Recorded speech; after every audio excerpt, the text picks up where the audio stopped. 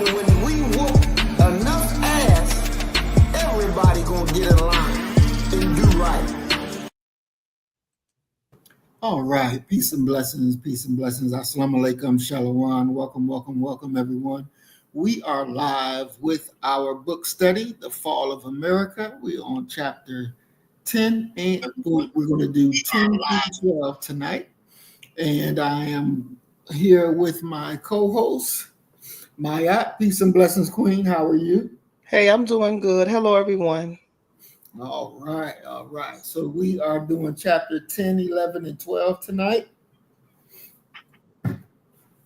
And we are ready when you are. All right, all right, all right. I hope everybody out there who is listening had an amazing day today. It's a lot going on in this world, but we're here.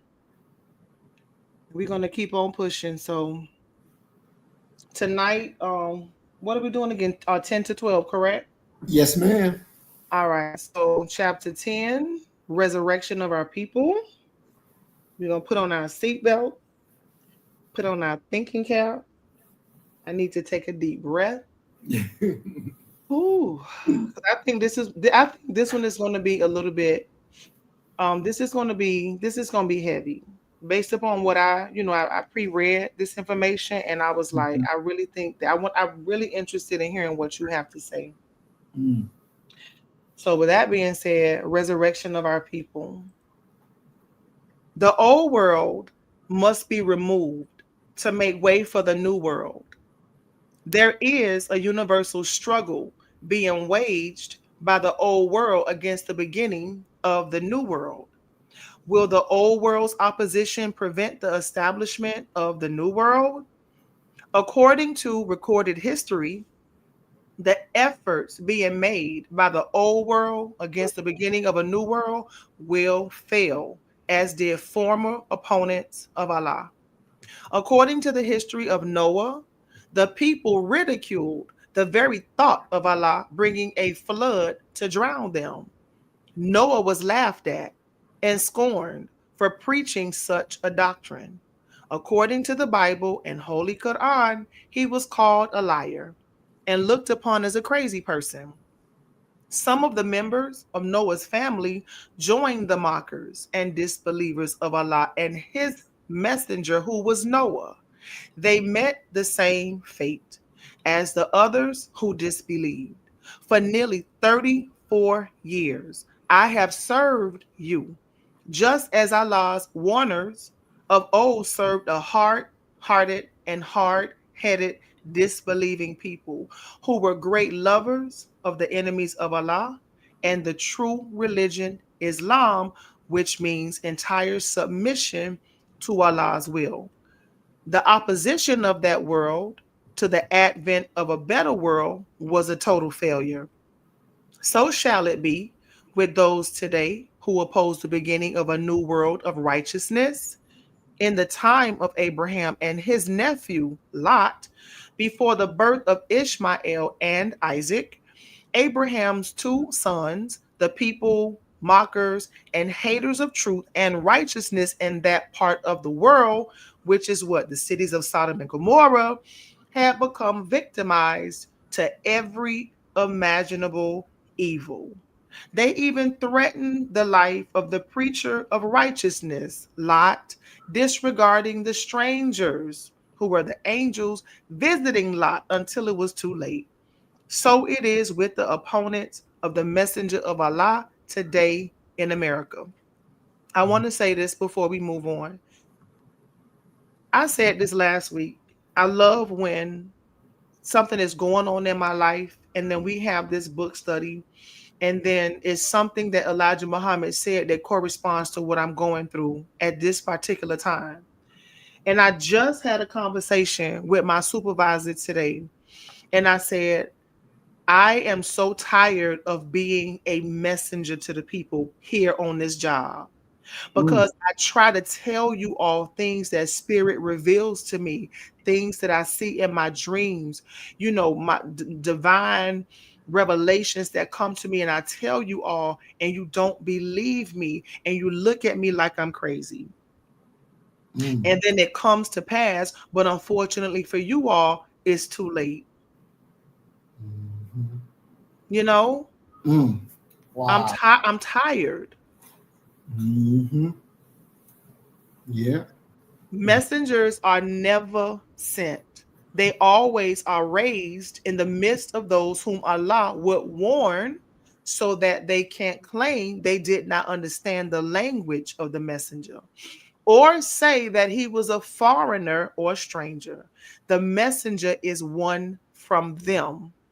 For nearly 34 years, I have served you, just as Allah's warners of old served a heart. Didn't I just read this or no? He's repeating himself. He's repeating. Okay, so for nearly 34 years, I have warned you, just as Allah's warners of old served a hard-hearted and hard-headed disbelieving people who were great lovers of the enemies of Allah and the true religion, Islam, which means entire submission to Allah's will. There is mockery and evil plans are made against my life by Mm. the wicked, just as they were made against Noah and subsequent prophets. The powerful, rich world of Christianity, especially America, is made to seem as immovable as the mountains. But it is not impossible to remove mountains. They can be removed by high explosives, so wealth and power also can be reduced to nothing. Mm. We are now living in the judgment or doom of the white man's world. Preparations have been made to meet every effort by the white man to oppose the beginning and setting up of Allah's new world of righteousness. The government, United States government, today watches my followers with an evil eye, seeking to deceive anyone who would enter the fold to help further the cause of truth and the upliftment of the mourning heads and the grieving hearts of the American so called Negroes, to help make them a nation of righteousness and justice to serve as a star for the nations of their own kind forever. The United States government is active in its deceitful work of trying to slow the progress of the resurrection of our people.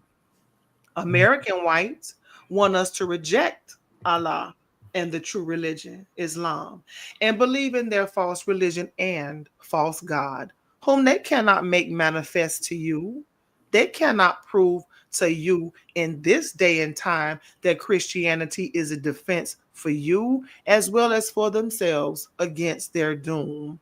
America must be taken and destroyed, according to the prophets, at the time and the end of the wicked world, where the lost and found members of the ancient and aboriginal people are found. America hates and mistreats her slaves to the extent that it has reached the heart of Allah and the righteous people of the earth, which is the nation of Islam. Mm. We read where our black brothers refer to the American. Um, you wanted me to stop? Yes, ma'am. Hmm. Okay. I just want to comment on that, um, because we started talking about the weather and what was going on, what the messenger predicted, and as we can see, just recently you have Kentucky, Tennessee, Missouri underwater, and we can look at these things and claim to be ignorant of the fact of what is going on in America. And no matter how many times that they keep saying that this is something new, this is something that hasn't been before, America is truly being curtailed on all of its sides. And instead of our people looking to rejoice and understanding the fall of America that we're living into, they look to pray to God for the saving of America. And there's no saving of America that's going to happen. That's fantasy. They look to the religion that they were taught from their slave masters and think that in that religion there is safety. But if that religion could not save Jesus, Hmm.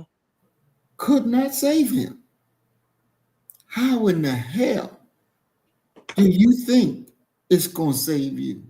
If it didn't save Martin Luther King, how in the hell do you think it's going to save you?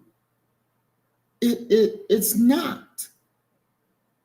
It is not going to save you. But our people are so in love with a system that is diametrically opposed to our being.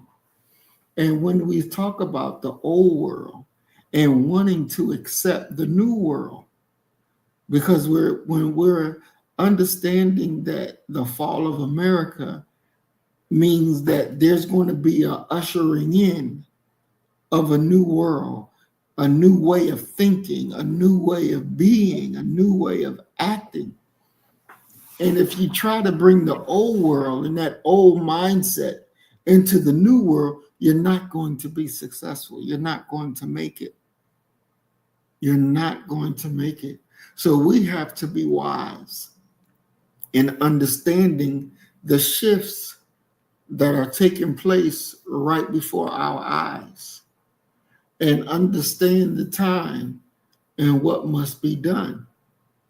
Our God loves us and does not want us to fall victim to the enemy and his establishment in this time that we are in.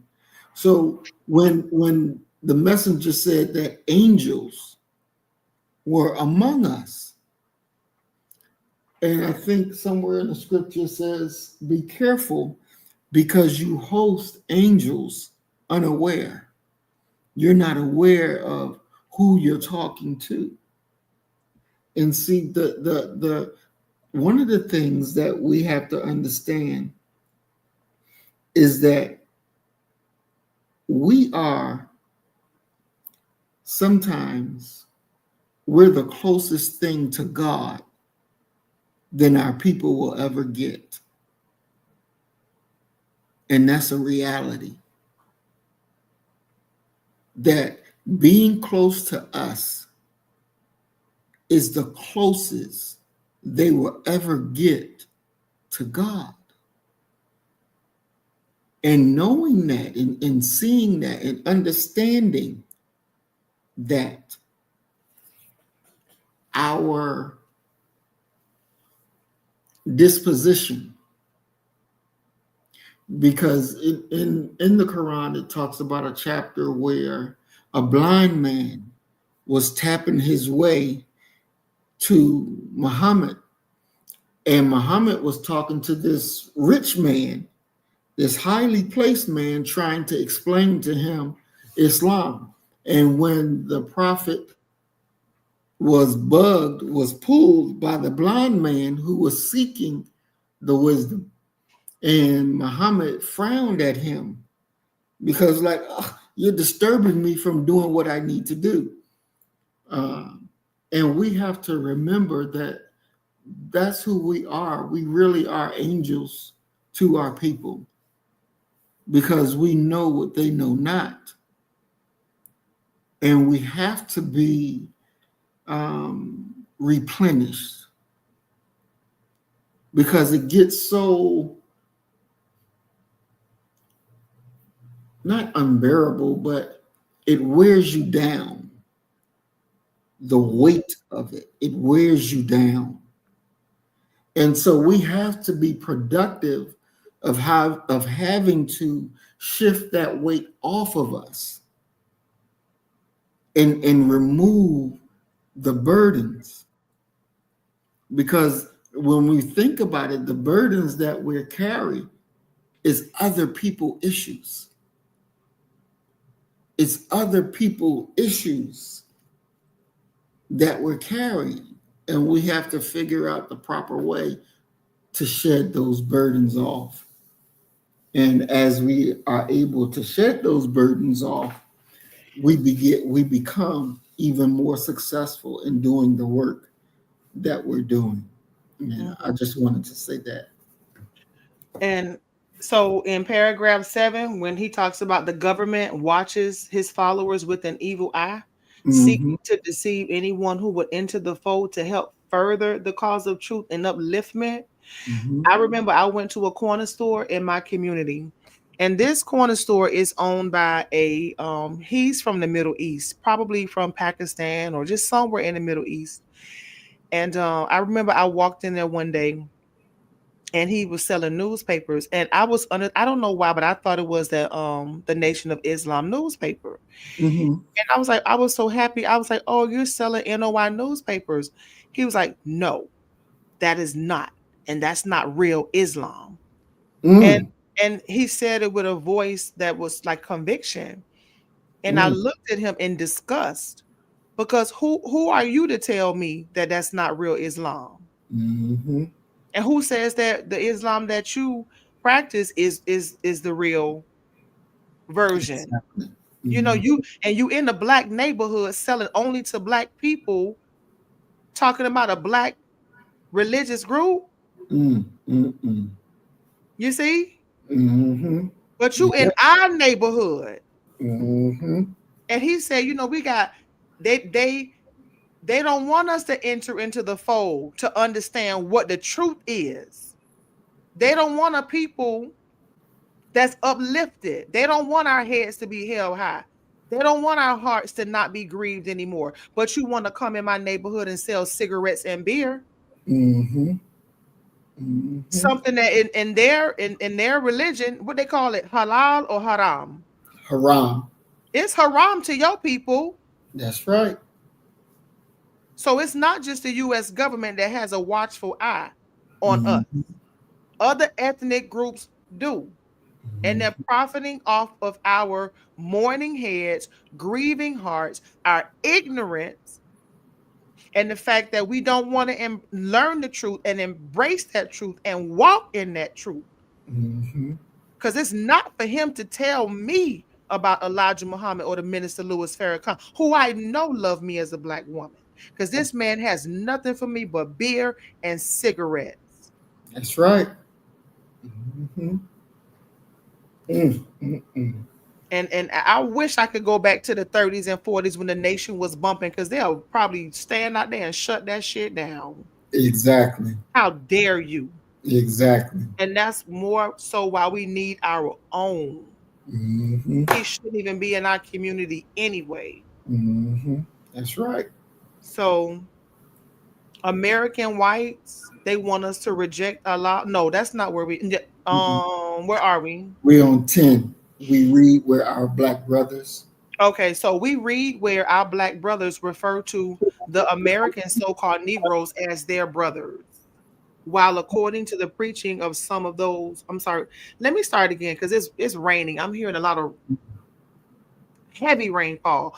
So we read where our black brothers refer to the American so-called Negroes as their brothers. While according to the preaching of some of these lost and found members of the Aboriginal nation of the earth, they would rather have themselves referred to as the brothers of their enemies. The extent to which the enemy has poisoned the minds and hearts of my people here in America is shameful. They willfully do anything to deceive the so called Negroes into going to their doom with them. There is no way for the enemy of Allah, his messenger, and his people, who are the darker people of the earth, to find strength, power, and wisdom enough to win in a war against Allah. Now, I do need clarification for the first sentence when he says, we read where our black brothers refer to the American so called Negro as their brothers. Who is he talking about? I believe he's talking about our brothers over in Africa, and not really not just Africa, but our brother, any black person anywhere around the earth that's referring to us like that. Okay, and he says that they would rather have themselves referred to as the brothers of their enemies. Exactly. They don't want to be brothers of us, but they would rather be brothers of white folks. Oh, Hmm. Like okay. that person you was talking about. Yeah. He's an example of wanting to be brothers of the enemy. Hmm. Yeah. The extent to which the enemy has okay, I read all of that, right? Right. Hmm. Okay, so as it is written in the Christian Bible and many other places, but the day of the Lord will come as a thief in the night. In thee, which the heavens shall pass away with a great noise, and the elements shall melt with fervent heat. The earth also and the work that are therein shall be burnt up. The earth shall not be burned, it will be here for many thousands of years to come. Only that on the earth, the devils which has sinned against Allah and his laws will be destroyed. The earth, the sun, the moon, and the stars have never disobeyed Allah since their creation. And Mm. that's chapter 10. All right. All right. You had any commentary on that? Definitely. We definitely have to understand that um, the way of the enemy, so many of our people, because the devil, white folks, are the minority on the planet. We outnumber them, period, point blank. The problem is so many of our people have the mind of our enemy Mm-hmm. and loves the way of our enemy, that he enables the enemy to continue to go on day in, day out, month in, month out. But the time is up. So even though, we may see them and understand that their time is up, but it is our people that is keeping them afloat. So when we cross these people that are keeping them afloat, we have to know and understand that they're not us. They're not us. The example that you were giving about the dude in the store, he's not one of us. He's not. He's one of them. He's one of them. And we have to be able to see that, point that out, and then have an action plan of what needs to be done. Mm-hmm. What needs to be done, because they don't need to be in our communities selling us anything. They should not be there making money off the ignorance of our people. I mean, just as you said it, the things that they sell, they don't consume, but they'll sell it to us so that we'll consume Mm-hmm. it. And that's being very hypocritical. And so we have to make sure and understand, and our people have to get it and understand that they are not like us. They are not us. And just because their skin looks like us, but their mind and their heart reflects the enemy.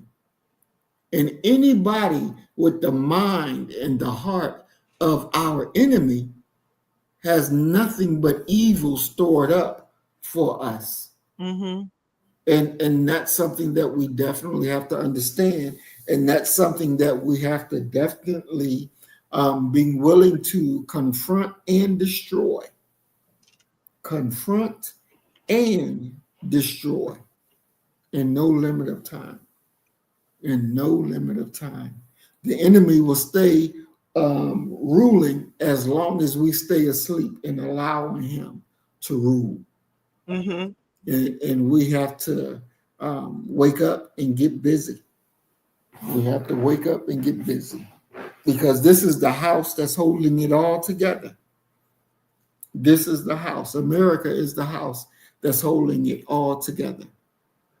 And we have our chance now to bring this thing to an end, because the God is curtailing it on all sides. On all sides. So many cities underwater. having flooding problems, where you have flooding one day, you got tornadoes the next day in the same state, in the same area, lightning and all of this going on in the same time.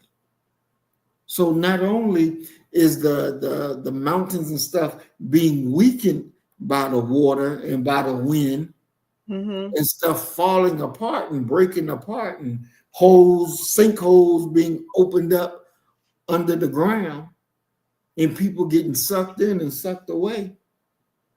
We have to understand the time and what must be done. Mm-hmm. This is the day of separation. This is the day of separation. And if we don't do that, then unfortunately, we're going to go with the enemies of ourselves and the enemies of our God. We have to be bold enough to do what the time demands. And that's what I'll say to end that chapter. I remember this was like maybe, I think it was maybe like 2 years ago. I was on vacation. Mm-hmm. And whenever I'm driving on the highway, there are always some places that I want to visit. But when you're on the highway and you're trying to get to point A to point B, you're not really trying to get off and, take time off your schedule and go sightseeing, things of that nature. But one day I actually did that around 2 years ago. And I always, like, if I'm going through Florida, I always see this sign that says Ormond Beach. Mm. Ormond Beach. I've seen that sign several times, but I've never been to Ormond Beach. So I decided that I was going to get off the highway. I didn't care how far I had to, you know, go off my destination, and I was going to find Ormond Beach to see what it was like. Mm-hmm. And I never forget, there is a narrow stretch, like there's a road that takes you down the coastline. Mm-hmm. And it's so close to the water that in high tide, I don't see how, and it's houses. So you have the ocean and you Mm-hmm. have people's backyard right up to the tide. And then you have the street. And they reminded me of how white people love to defy nature. Mm. They love to defy nature. And if you see this narrow stretch of land on the coastline with mansions worth millions of dollars in close proximity to the ocean, and right across the street, they have some apartment buildings, and then they have like a 4-foot hill drop, and the houses to the bottom sit like in a bowl. Mm. And as I began to drive down the street, I said, I have to leave this place. I Mm. could not stay on the road any longer because I said, if a high tide comes in out of nowhere, it's going to sweep us all into the ocean. And, and it's a predominantly white neighborhood. I saw no blacks there. Mm. And for them to live, like I say, in so close proximity to the ocean, I see why they're being swept into the ocean. I see why. Mm. Because it's only a matter of time Mm-hmm. until that tide comes in or a tsunami, and those people have nowhere to run and nowhere to hide. Because on the opposite side of that 4-foot drop where there's a hill, Mm-hmm. there's like a canal or like a body of water. So they're sandwiched in between the ocean and a small inlet. Oh, wow. And it's going to be, when I say casualties everywhere, I would, and I see why no black people live there, because we respect nature. You got Mm-hmm. to be two kinds of crazy to live in that close on the ocean. Remember that last hurricane that came through? It was I think it was in Carolina. I don't Mm-hmm. know where it was, but houses were literally falling into the ocean. Mm-hmm. Yep. Houses were literally they were making houses out of wood. Mm-hmm. And this, you know how much water is under that sand Mm-hmm. that's waiting to collapse? That condominium that collapsed in Florida around 5 years ago.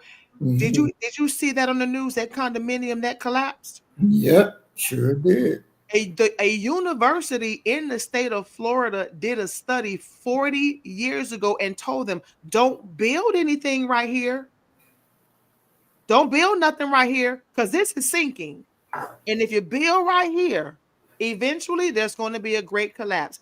And it was so much water under that condominium Mm. that it literally collapsed. And I could see that happening again. As a matter of fact, there were two, I think it was a 7-year-old girl and a little white boy. Uh, Definitely, I think she was 7 years old. She dug that sand hole. uh-huh. Did you see that on the news? Uh-uh. They dug a sand hole on the beach, which is a deep hole that they because they want to do sand castles and they want to dig holes in the ocean. And Right. her and another child was swallowed What? and she died. Yeah. Hmm. Mm. That's very dangerous because it's water. That sand is not stable. And Mm. they're building. If you do your research, you will see that a large majority of condominiums in Florida, I think is Texas and LA and New York, that's on the coast, they're sinking. Mm. New York is they have some information out on New York that they're projected to be underwater very soon. Very soon. Condominiums in Texas sinking 4 inches and beyond. They can't even sell those properties because they're sinking. Mm. Mm. Mm. Because these people constantly feel as though they can defy nature and thereby defy the living God. Mm. Mm. Mm. We know better than that. Exactly. We know better than that. Mm. So when it happens, trust that I wouldn't. You can't get tears out of me. Mm-hmm. None. Mm. Mm. Mm. It's only a matter of time. Mm. Wow. So, chapter 11, opposers of truth.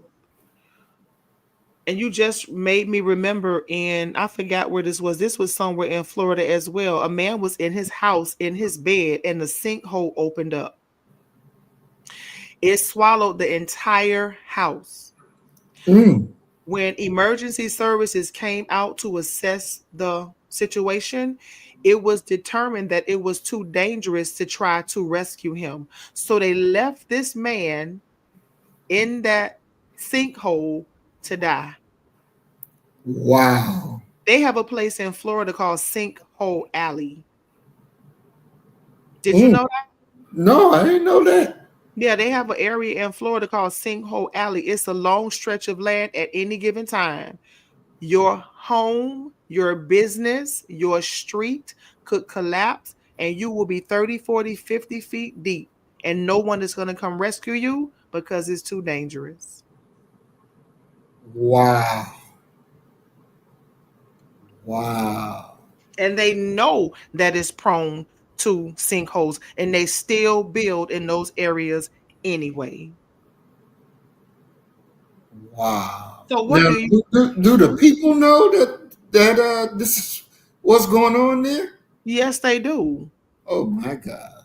And they still purchase those houses and they have what you call sinkhole insurance. Mm. They have sinkhole insurance. Mm. Mm. It's certain places that, because I travel a lot and Right. you have to know your surroundings. So when I travel, I always go online and I do my research to find out the areas that I need to stay away from so I don't have to deal with any hazards. Like I was looking at a 10-acre property last year. It was really nice. And it was like way below the market value. And nothing is free. And that's kind of skeptical. Like, why would you have this 10-acre property like $100,000 below market value? It Mhm. turns out that it's in a zone that is projected for a 100-year flood. Oh wow. Yep, the last flood was 1930. The next projected flood is 2030. And the last flood, that water got to 15 feet high. So and remember, it is the buyer's responsibility to do their due diligence. Mm. So Mm-mm. people that purchase homes in this particular area in the next few years, they're looking at a 15-foot flood that's coming. It's coming. Mm. But all these areas that I'm talking about is predominantly white. Good. It's predominant. Each and every area that I'm talking about tonight is predominantly inhabited by all white people. They have reserved those areas for themselves with the red line in, Mm-hmm. the interest, because a lot of these banks, like my mom, she was in a lawsuit case because she opened up an account with a bank. She had no clue that when she purchased a car from this bank that they were giving black people the higher interest rates. Mm. And so, they try to reserve the best for themselves, but the best is going to turn out to be their cemeteries and their graves. Watch and believe what I say. Mm. Because I plan, you plan, Mm-hmm. but Allah is the best of planners. That's right. That's right. Mm. Mm-mm. Wow. Chapter 11. Opposers of the truth. Opposers of truth. Adam and Eve, the father and mother of the white race, Yaqub is the real name, refused the religion of Islam because of the nature in which they were made. This makes it impossible for the white race to submit to Allah and obey his law of righteousness. The lost found members of the Asiatic nation from the tribe of Shabazz must learn of the white race that it is a waste of time to seek mercy and justice from a people who by nature do not have it for each other. They talk and preach the goodness of God and his prophets only to deceive you, who by nature are of the God of righteousness, into following them away from our God to a God who does not exist. Mm. Our Mm-mm. future is at stake. And Hold 99, on one second. Hold on uh-huh. one second. I just Mhm. want to comment on that because my 16-year-old Freedom, she sent me a clip of what's the Hidden Figures, and it was the clip where um, the sister was talking about going to a bathroom, and she got to walk these miles to get to the bathroom, and he's like, why you always late? Why you always disappearing? So she explained about the bathroom. And then he goes out there and he tears down the bathroom sign that says white only. And then he says, now anybody can use any bathroom you want, but preferably use the bathroom that's closest to your desk.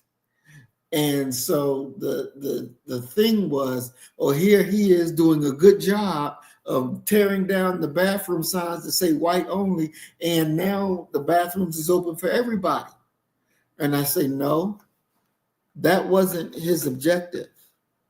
His objective is that you take your ass to that bathroom right there, quick, that's right there by your desk, and bring your ass back to this desk so you can get my work done. Right.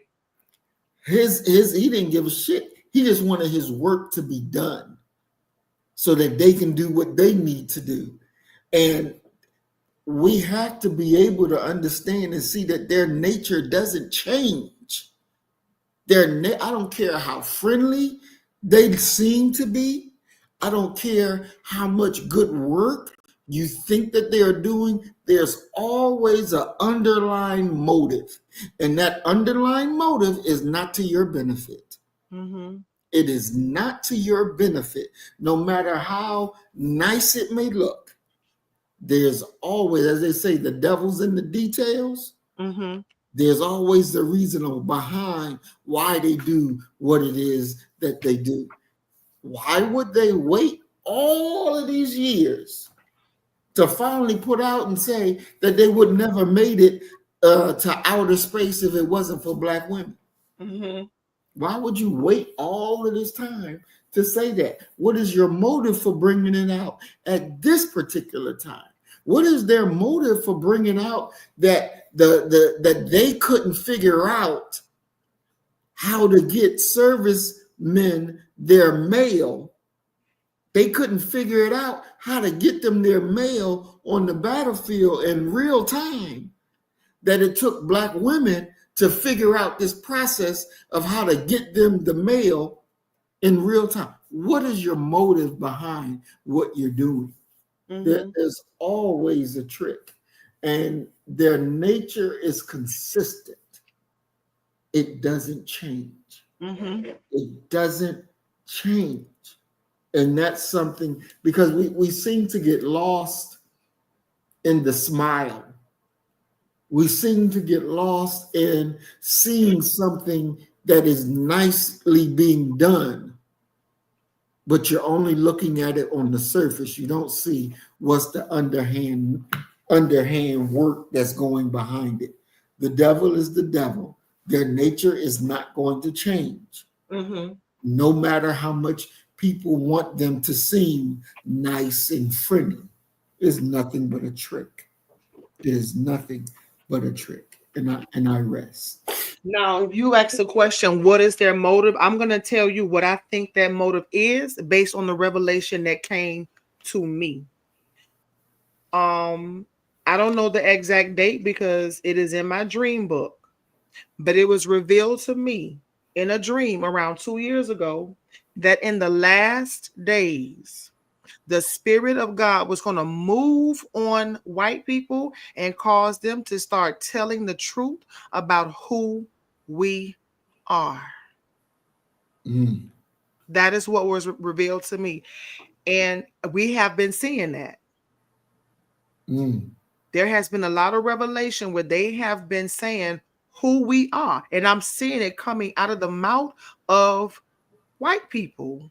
So for me, it's a confirmation that we are in a very eye-opening time where we need to be taking notes. We need to be aware of our surroundings, what's going on in the news. We need to settle ourselves and to allow the Spirit of God to give us messages and meditate on what it is that we need to do. Because these are some very trying times. Exactly. And that came to me 2 years ago, and I have been seeing it in confirmations everywhere. And I just take notes. Because you can't suppress the truth forever. Right. You just cannot. Right. If every stone is supposed to be unturned, then we have to take what our God tells us at face value. That the truth will be revealed. So, good point. Good point. we on chapter 11, opposers of truth, and we on paragraph number 2, correct? Yes. So our future is at stake, and 99% of us do not know it. With ever evil snoopers all around you seeking an excuse to do their worst to you makes it hard for the 99% ignorant to ever know the truth. Their greatest desire is to prevent you from ever accepting the truth. They claim the truth to be subversive and hate teachings. They seek any kind of charge to place against us to get revenge for our teaching the truth. They tap our telephones, eavesdrop, and follow us around from place to place, and use tape recording machines. And the hypocrites and stool pigeons among us keep them up to date on what we say and do. They are bold enough to even ask your own relatives to help them to do you evil. And due to fear and ignorance on the part of my poor people, the enemies hire them to destroy themselves. Truth hurts the guilty, while persecuting and murdering the truth bearer help the evildoers in this late hour of the day, the end of their time. Now you know that's hot and heavy. Mm-hmm. Mm-hmm. Go ahead. Most definitely. You know, and it's 1000% correct. Our future is at stake, and 99% of us don't even know it. You got the enemy listening in on every damn thing that you do. You know, I still remember the time when I was doing the live broadcast, and the enemy came up into the damn live and sent me a message as I was teaching and telling me I had to stop or they gonna cut the damn broadcast. And of course, I didn't stop, and they cut the damn broadcast. And they listen, and use your own people to come against you. And they're so ignorant and don't understand that what you're doing is to help them. But they're so blind that they don't even see it. They go off. The enemy wants them to attack you, and they go and do it. They go and do it. Sometimes the enemy may throw a whisper, and a lot of times it's because they fear the enemy and will move against you to show the enemy, see, I'm on your side. I'm with you. And we're hurting ourselves. We're hurting ourselves. Mm-hmm. No matter what it is, we're hurting ourselves. And we really have to wake up to that and understand exactly what's going on. Because look here, some of our people are so slow that they will actually think, well, let me kill her, let me kill him, because they don't like white folks, so I'm doing white folks a favor. I'm doing them a favor by getting rid of them. And really, you're doing yourself a disservice. You're doing a disservice to our people. Everything is tapped. Everything is listening. The Honorable Elijah Muhammad called this man the universal snooper. The universal snooper. Everything you say is being recorded. Everything you do is being recorded.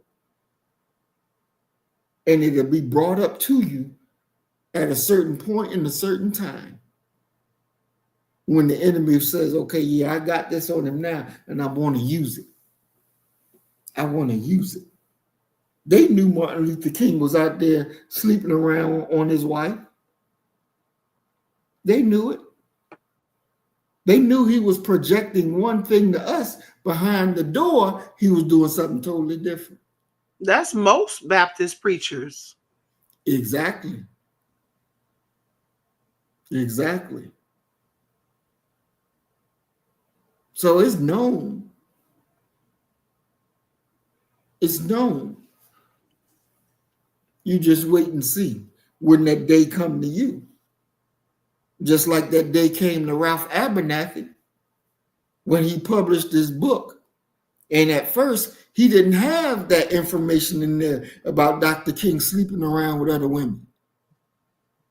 And then they told him, you better put that in there, or we coming out with what you was doing. You better put that in there if you expect this book to sell. You better put it out there. And what he do? He went and put it out there. And Dr. King said, what? This is my best friend. I don't have a better friend in this world besides Ralph Abernathy. And your best friend bowed down to the enemy and put your dirty secrets out there and made it real. Sometimes I wonder if Martin and Abernathy had a sexual relationship. Because every time you see Martin, you see him. Right. Think about it. Every picture when you see Martin Luther King, look in the background, Abernathy is right there. Mm-hmm. And for some reason, I'm like, were they lovers? I don't think so. You don't I think don't think so? so. Now, I wouldn't put it past them to have done a threesome on a woman, a Yeah, twosome on a woman. I don't put that past them. they had like a So, little orgy. Yeah, they probably yeah, had orgies. yeah, yeah. I can see them definitely doing that. Hmm. Now, Brother Leo Muhammad with the London Study Group, Yes. he was just talking yesterday about the situation with Malcolm X and Khalid Muhammad and how we have to be very careful with conversing with people and allowing people into our circle.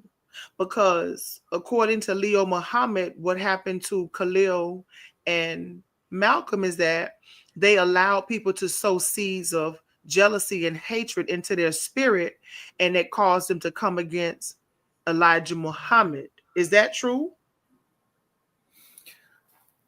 Okay. Partially true, but let me break it down to the actual facts. So I'm gonna start with Dr. Khaled, because that's a brother that lived in our time, Mm-hmm. and that all of us love dearly. Um, Dr. Khaled was out speaking the way that we love him to speak. And Minister Farrakhan was telling him behind the scenes, I'm trying to make you a statesman.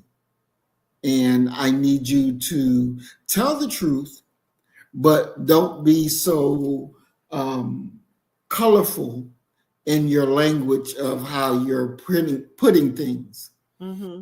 This is during the time when the Minister Farrakhan was doing the Million Man March.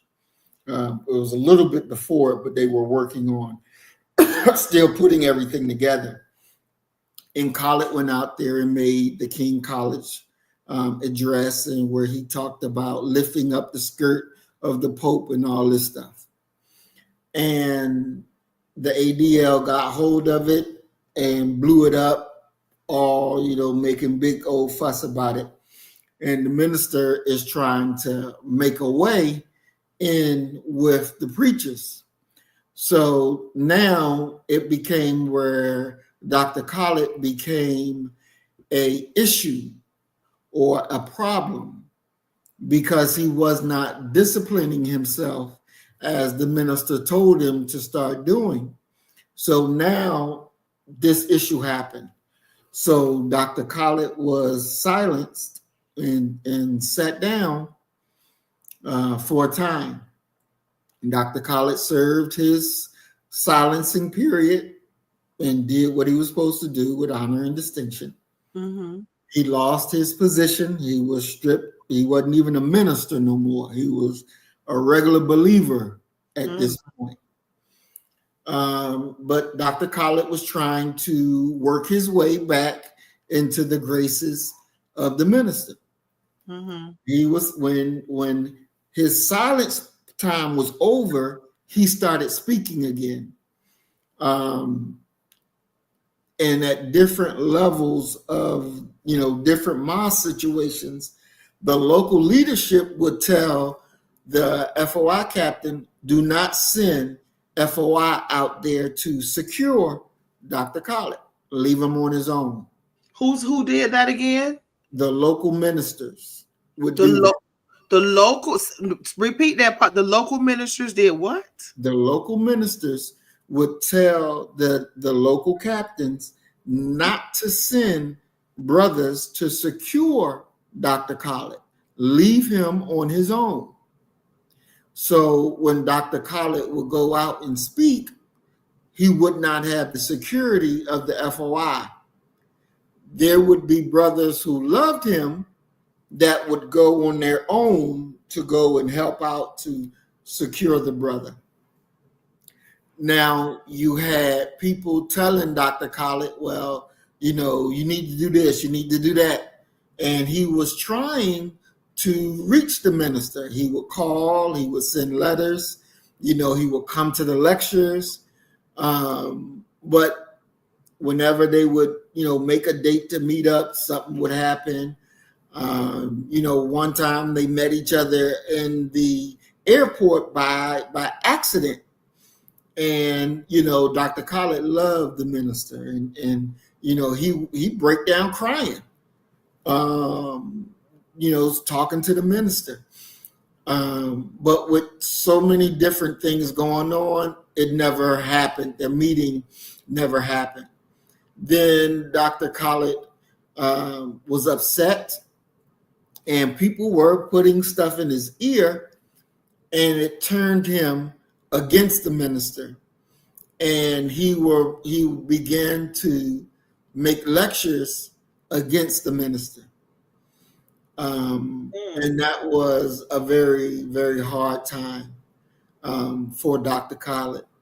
He was, at this point, he was leading the new Black Panther Party, and he was finding out that Malik Zulu Shabazz wasn't trustworthy. What? Oh yeah. That nigga had something to do with Dr. Khaled dying. Dr. Khaled told what's the brother name who he passed. They killed him too. He told him that Malik Zulu Shabazz can't be trusted. What is his name? Steve.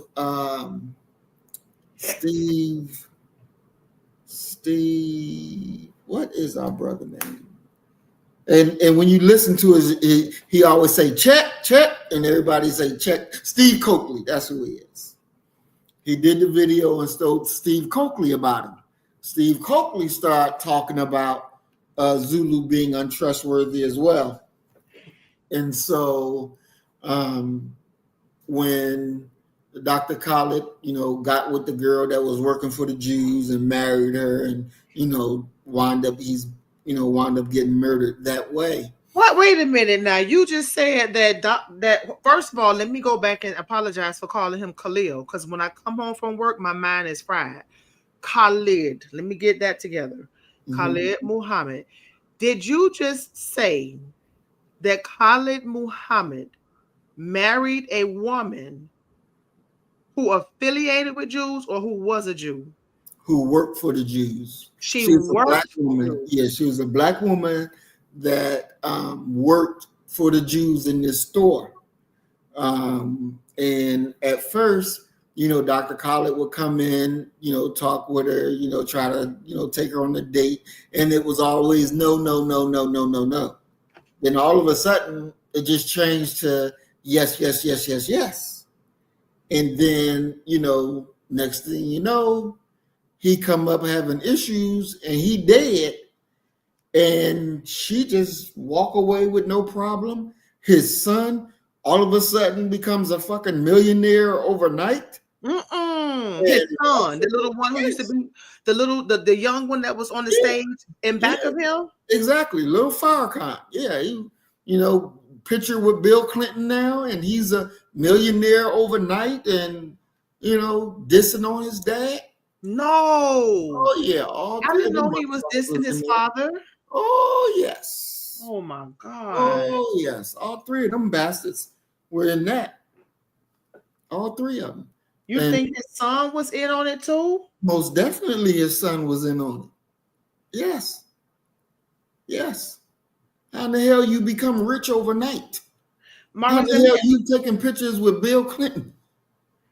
Hold on. Let me ask you a question. You said that Khalid Muhammad's security detail was taken away from him. Yes. Is that because he had to sit down, or like why was his detail taken away from him? I don't understand that part. Because local ministers was jealous of Dr. Khaled because they couldn't teach the way Dr. Khaled could teach. Dr. Khaled was, standing alone by himself. He could teach like no other. And so it was instances like when he came to Nashville and he'd be in the mosque teaching, and he looked to the local minister and he was like, Abdul means servant. And then he said, Majid. And he looked to him and he was like, what that mean? What should And the minister, local minister, didn't know what his name mean. So Dr. Collins said, "Oh, God damn, you don't even know what your name mean?" I mean, it was funny as hell, but of course, the local minister embarrassed. That's His, embarrassing. Yeah. Dr. Collins just, laid his ass out that he didn't even know what his own name mean, in front of everybody. But that's how Dr. Collins was. He wasn't no slouch. He wasn't no. You better know your shit when he call your name, or you gonna be exposed that you don't know what the hell you talking about. But Maurice, didn't the minister Louis Farrakhan know that they were taking away his detail and he did not chastise them or correct them for doing that? No, he didn't know that. He didn't know that. There's things that go on the local level that never makes it to the national level. You have ministers that get removed, and the minister don't even find out about it, till years later or months later when something goes wrong, and he's like, "Well, who are you? I didn't appoint you," but the regional minister made changes like that. And so, yeah, there's things that go on in the local that, the minister doesn't even know about. And when believers fight to get it to that point where people at national will do something about it, unfortunately, depending on what happens, they will turn their back on the local believer that's trying to get justice, trying to point out what is going wrong, and that does happen, and it's a shame that it happens, but it does happen. It is a fact that happens.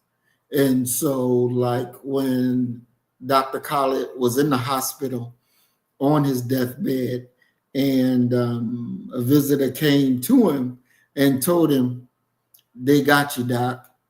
They got you." And a tear came down on Dr. Khaled's face. What did that mean? They got you. That the enemy got you. You're dying, and it ain't a damn thing that any of us can do to help you. Oh, you mean when he got sick?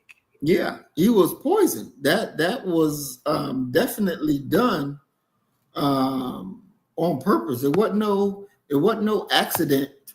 It wasn't no accident. Now this one right here, I think she is his first wife. I don't think this one is the one that actually killed him, that gave him the poison. I think that's his first wife, I believe. Okay, so he was married more than once. Yes. Mm-hmm. Oh, Yeah, so he met more than once. So what is? I want to know what his first wife looked like. I believe that's her. I mean, I'm sorry, the second wife. The second wife. The second wife.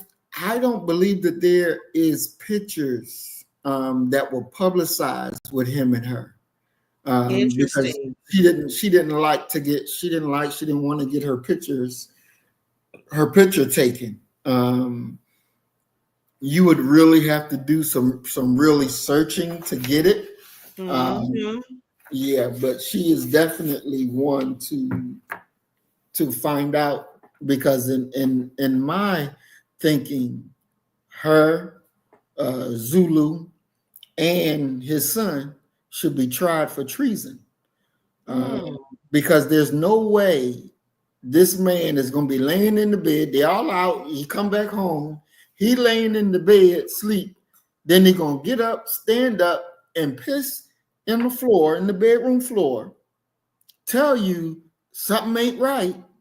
Something ain't right. Give her little clues of what you need to be doing, and you don't even call nobody. He gets up, he walks into the bathroom, defecates on himself in the bathroom. You don't call nobody. Her words was, she laid there with him. You gonna lay there with him in the bathroom and shit, and not do nothing, and you did this all night. So and don't even call 911. No, And by the time they finally get him to the hospital, it wasn't nothing they could do. If they'd have got him to the hospital earlier, when the shit started happening, then yeah, he probably would still be with us. We don't know the condition, but he would probably still be with us. But no, they didn't do that. Then when you would look for the New Black Panther Party to do their investigation and hold some motherfuckers accountable, there was none. Wife cleared. This shit was natural causes. Brain aneurysm just happened out of nowhere. Just it's natural. It's just shit just happened. No, shit just don't happen. Shit just don't happen. And so when Zulu put out his bullshit book, and it's just he should be tried for treason. His son should be tried for fucking treason. The woman, treason, and all three of them should be executed. Damn. There's no ifs, ands, and buts about it. That's what definitely should happen because Dr. Khaled deserved better than what he got. He deserved better than what he got. And there's no excuse. And when the minister, because the minister's son, who's the supreme captain, came across the audio tape that Dr. Khaled did, where he was way out of line, and the supreme captain was supposed to play it because the minister said, "I want to hear it, so play it so I can hear it," but he never found the tape. And so when the minister was reaching out to Dr. Khaled, it was too fucking late. It's too late. He's in the hospital now. So remember you said that Khalid Muhammad, he had some lectures where he was disrespecting Minister Louis Farrakhan, correct? Correct. Yes. Are any of those tapes online? Yes. Are you serious? Yes. Mm-hmm. Okay, I'm gonna have to look those up, and I did not know that. This is some amazing information that you just revealed today. Mm-hmm. And I definitely want to investigate it and explore it. And it really shows the division between us. Exactly. It's so much division between us. I work with a lot of Hispanic people who a lot of them don't even speak English. They're learning the language and they're able to get a job. And whenever a new Hispanic person comes to the work site, the other Hispanics welcome them. I see them. They don't even know these people. They've never met them. And they give them some of the most biggest, warmest hugs. They sit down and they teach them the rules, the policies. They help them to navigate. And I see the love that they have for each other. And then when a Black person comes new to the work site, it's always a fight. It's always backbiting, jealousy, some he said, she said, hatred, it's just a lot that goes on, and it breaks my heart to see how we hate each other. Like we really deep down inside, we hate each other. We don't want to see each other win. Exactly.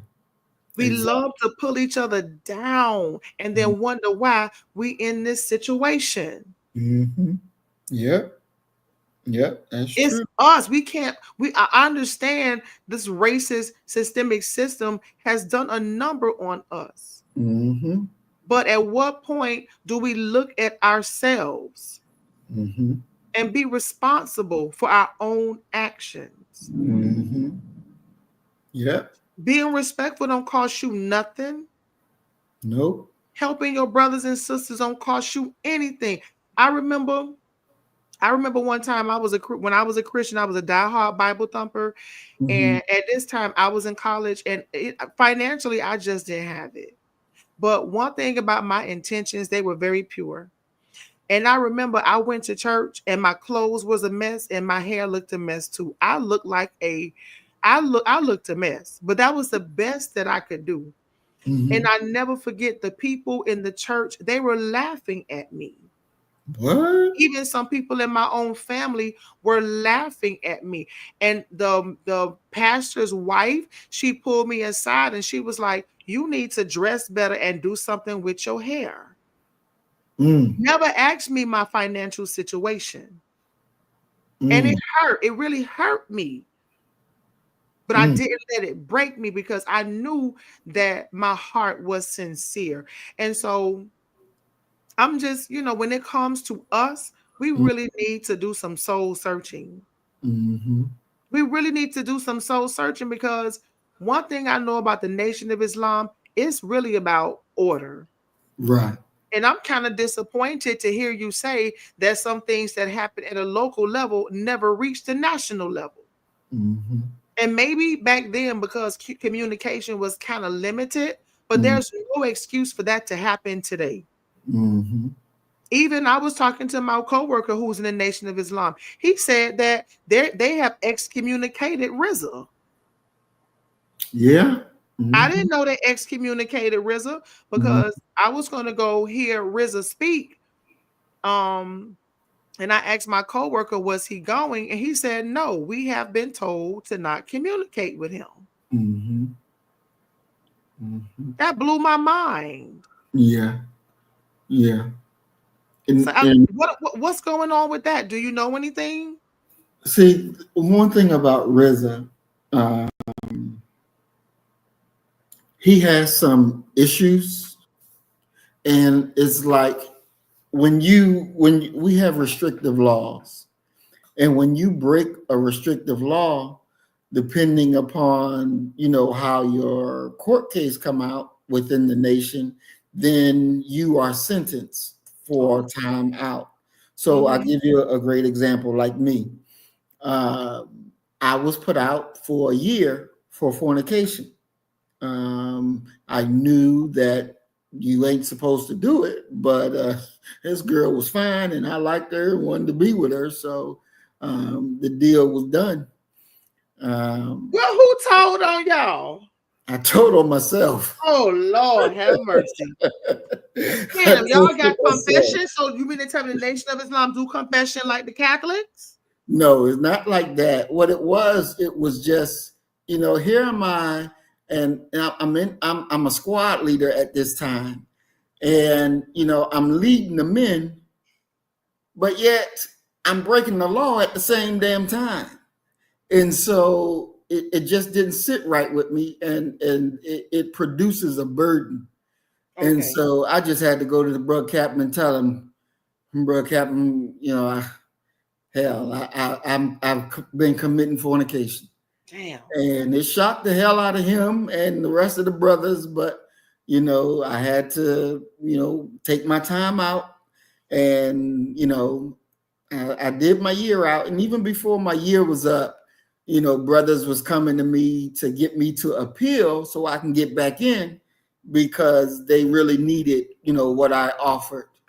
Um, so yeah, it was a heavy burden because for me, I'm in a leadership position, but Mm-hmm. yet I know I'm teaching right, but I'm not doing right. Exactly. So your own conviction. Exactly. Yeah. Was a female in the nation? Yeah. She was in the nation. And, me and her had a talk before I did it.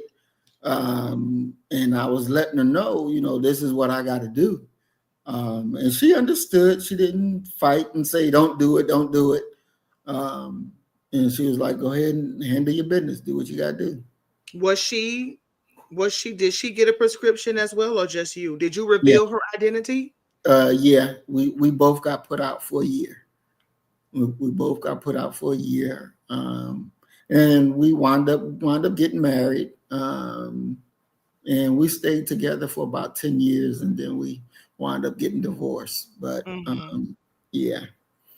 So it worked itself out, but it was just hard for me to carry that weight and being in front of the men and knowing that I wasn't living the life like I supposed to. Okay. So that weight forced me to give it up and tell. And So are you saying that when you all are on this type of restriction that the part of that restriction is also excommunication. Yes, ma'am. Hmm. Wow. Yeah, you see them, you can give them the greetings and keep it moving. There's no communication whatsoever. Mm, Yeah, until that time is served, then we'll embrace you. But until then, you out there and there is no communication and no working together, no nothing. It is what it is. interesting. Yeah, yeah, and it's hard when you're out there like that. It's very hard, but hopefully other things will work out, and hopefully Rizza get his shit together and do what he's supposed to do. But sometimes when you are embraced by the devil, um, you forget your orders. You forget what really needs to be done because you have achieved a celebrity status. You forget that you're still a soldier and you have to hear and obey and have to live up to the law like everybody else. Mm-hmm. And I'm surprised really that he hadn't this hadn't happened a long time ago, even when he was accused of raping his fiance, which I don't believe that it was no actual rape. They've been having sex. So all of a sudden you want to say he raped you? Come on now. Ain't And he nobody. still married her? I believe they did. I believe they did. Whew. Lord have mercy. Yeah. And then for your second part of the question with Malcolm X, um, when he left the nation, and it split the New York mosque into two groups, group that stayed loyal to the messenger and the group that left and went with Brother Malcolm. And as Brother Malcolm was outside of the mosque and he was fighting not only the mosque or the brothers that's in the mosque, of trying to keep the house and all these other things and to do his thing. Unfortunately, when you become friend of the devil and the devil is telling him, yeah, tell us more about what you're accusing Elijah Muhammad of. Tell us more about him being a pedophile. And notice the brother Malcolm never called the Honorable Elijah Muhammad a pedophile. That wasn't his words. He said that he was having sex with teenage secretaries. But we all know that if you're 18, you're 19, you are considered grown. And these women that he had married were his wives. There became a point where Malcolm was trying to get back into the mosque, and he recorded a tape and sent it to the messenger. The messenger did receive it, and he gave it to Minister Farrakhan to find out whether Malcolm was being sincere or not. That tape is also on YouTube, and you can go listen to him as he apologizes and makes his confession of faith. Minister Farrakhan said when the messenger gave him the tape and told him to go look into it, he said, I wanted to see whether Malcolm was being sincere, that he wanted to return sincerely, or was it the pressure from the outside pushing him to come back into the nation? Because at this point, when they tried to kill him overseas, Malcolm said, I'm going to stop saying that the nation is trying to kill me because they have no influence over here. And he understood that this was the government trying to kill him. Is that when Malcolm was poisoned at the wasn't he poisoned at the Yeah. airport or something like that? Yeah, he was poisoned over in Egypt. Yeah. Exactly. And then they would not allow him in France because the French government did not want him to be murdered on their soil. Yeah. So he wasn't permitted to go. So instead of the minister getting up and going right then to investigate, he sat back for a minute and that was too late, and Malcolm was killed. For those who think that I may be misplacing or misspeaking, I'm not. And if you go back and listen to the minister's lecture on it, he says it out of his own mouth that he was given the tape by the messenger to investigate, but he wanted to see whether Malcolm was being sincere or was it the pressure from the outside pushing him to come back into the safety of the mosque. But it wound up being too late and they killed him. So Malcolm was trying to get back in, and Dr. Khaled wanted to get back in. But unfortunately, those things didn't happen in a timely manner, and both of them was eliminated. And definitely, Brother William, I do believe that Mossad had something to do with it. Like I said, the woman that he married worked for the Jews, and that was their way in to get Dr. Khaled killed and walk away with their hands clean because they done paid people off. His son was not from the second wife. Right. His son was from the first wife. From the first wife. Okay. Mm-hmm. Yeah. And it's very few to no pictures of the second wife is what you're saying. Correct. Mm-hmm. So nobody even knows where she is. Right now, nobody knows. Her base was in Atlanta. So I would believe that maybe she's still somewhere in Atlanta, or maybe she's done, they got her a new identity and moved to wherever she is. Yeah. Yeah, but did Farrakhan go to Khalid Muhammad's funeral? No. He did not. He didn't go to the funeral. He sent a message to be played at the funeral, but he didn't go. I think something else was going on, but no, he didn't go. Not doctor, but this is one of the good things that Reverend Al Sharpton did. He paid for Dr. Khaled's funeral because the new Black Panther Party couldn't even pay for his funeral. But Reverend Al Sharpton did. Minister Farrakhan did a lecture talking about it that people can go and listen to. I forget the name of it, but he did a lecture at the mosque talking about it. But yeah. Woo. Yeah. That is deep, deep, mm-hmm. deep. Okay, let's move on. I done took all kind of notes. My little note paper all scratched up. Mm-hmm. This one hell of a study. Isn't it? This one hell of a study right here. Mm-hmm. Yep, it is. It really is. Okay. And again, I have no clue where we are. Let me come back over to you. We on paragraph 3. 3. Yep, we're on paragraph 3.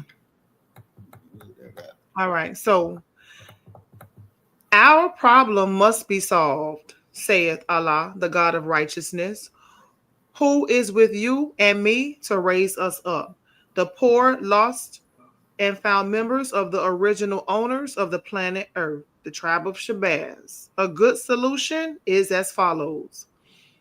Stop opposing the spread of Islam among us.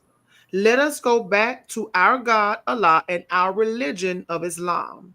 Since you will not give us, the so-called Negroes, equal justice and do not want social mixing with your free slaves because of degrading and lowering your own status in the eyes of the world, help us to go for ourselves either out or in your country. For 400 years, we have served you with our labor, sweat, and blood, the lash of your whip, your killings, lynching, and burning of our innocent Black flesh, without even a hearing in a court of justice, nor even our murderers being punished. Although we are marched before your enemies, and there we pour out our lives for the freedom of your lives, children, and your country, we return home to meet an even worse enemy. We are hated and kicked out in certain places like an unwanted dog who has caught the game but was not given a taste of it, only that which the hunter could not and should not eat himself. The dog, being too ignorant to recognize the injustice done to him by his master, will jump to his feet again at the call of his master to offer his life for his master's life. This we have and still are doing today. Mm. I want to speak on that because, on every Veterans Day, I have people tell me, I thank you for your service. I thank you for your service. And it makes me shame. Even though when I joined, I didn't know any better. But sitting back and knowing, what I was learning as I was in, and seeing that all that we go through, for the protection of this enemy, and yet we don't have that same protection. It is so foolish.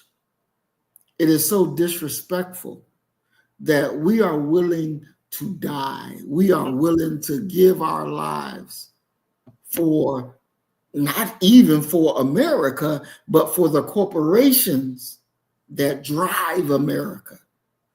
We're losing our lives to such an endeavor that's unworthy of us. And so when the messenger talks here as the dog, that's exactly what we're doing. We're being dogs. Mm-hmm. Because we don't get a piece of the spoil. We don't get none of the victory. No. Look here. When the Iraq war was going on, right? The first one, the Saudis would get up in the morning and they'll yawn, stretch, and say, this morning we fight the Iraqis. Tomorrow we fight the Americans. And they would say this to their face. Say it to your face. The Saudis gave you medals because you served during that time. They gave you a nice gold medal. And you come home to more oppression. Mm-hmm. You come home, police can stop you, whoop your ass, throw you in jail. But you done served a country that you don't have the right to be yourself. You done served a country that hates you in your total being. Mm-hmm. But yet you're willing to give your life for this country. My cousin died. He was one of the 8 U.S. soldiers that died from the damn bomb over there in Jordan. That was my cousin that died. Why did he join the military? Because he was following his jackass cousin who went and did it. Mm-hmm. And see, from an example, and then it's too late now. Because even when I got out and I'm saying, bro, you need to go and get out. You need to cut ties with that thing. Well, you already hooked now. You already hooked.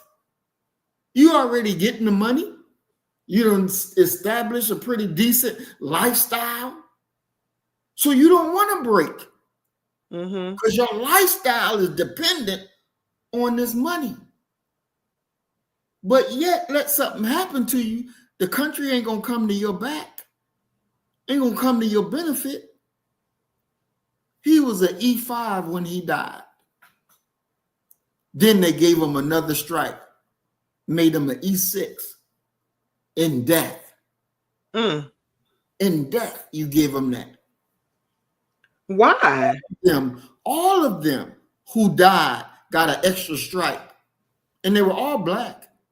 Oh. Now, they told you about the 4 that died. The 5th one that died never made the news. Why is that? Why didn't that one make the news? What are they hiding from what happened over there? Because the full story still haven't come out. Soldiers that was there forbidden to talk about it. What are they hiding? Did America bomb their own fucking soldiers? You know that's not hard to believe.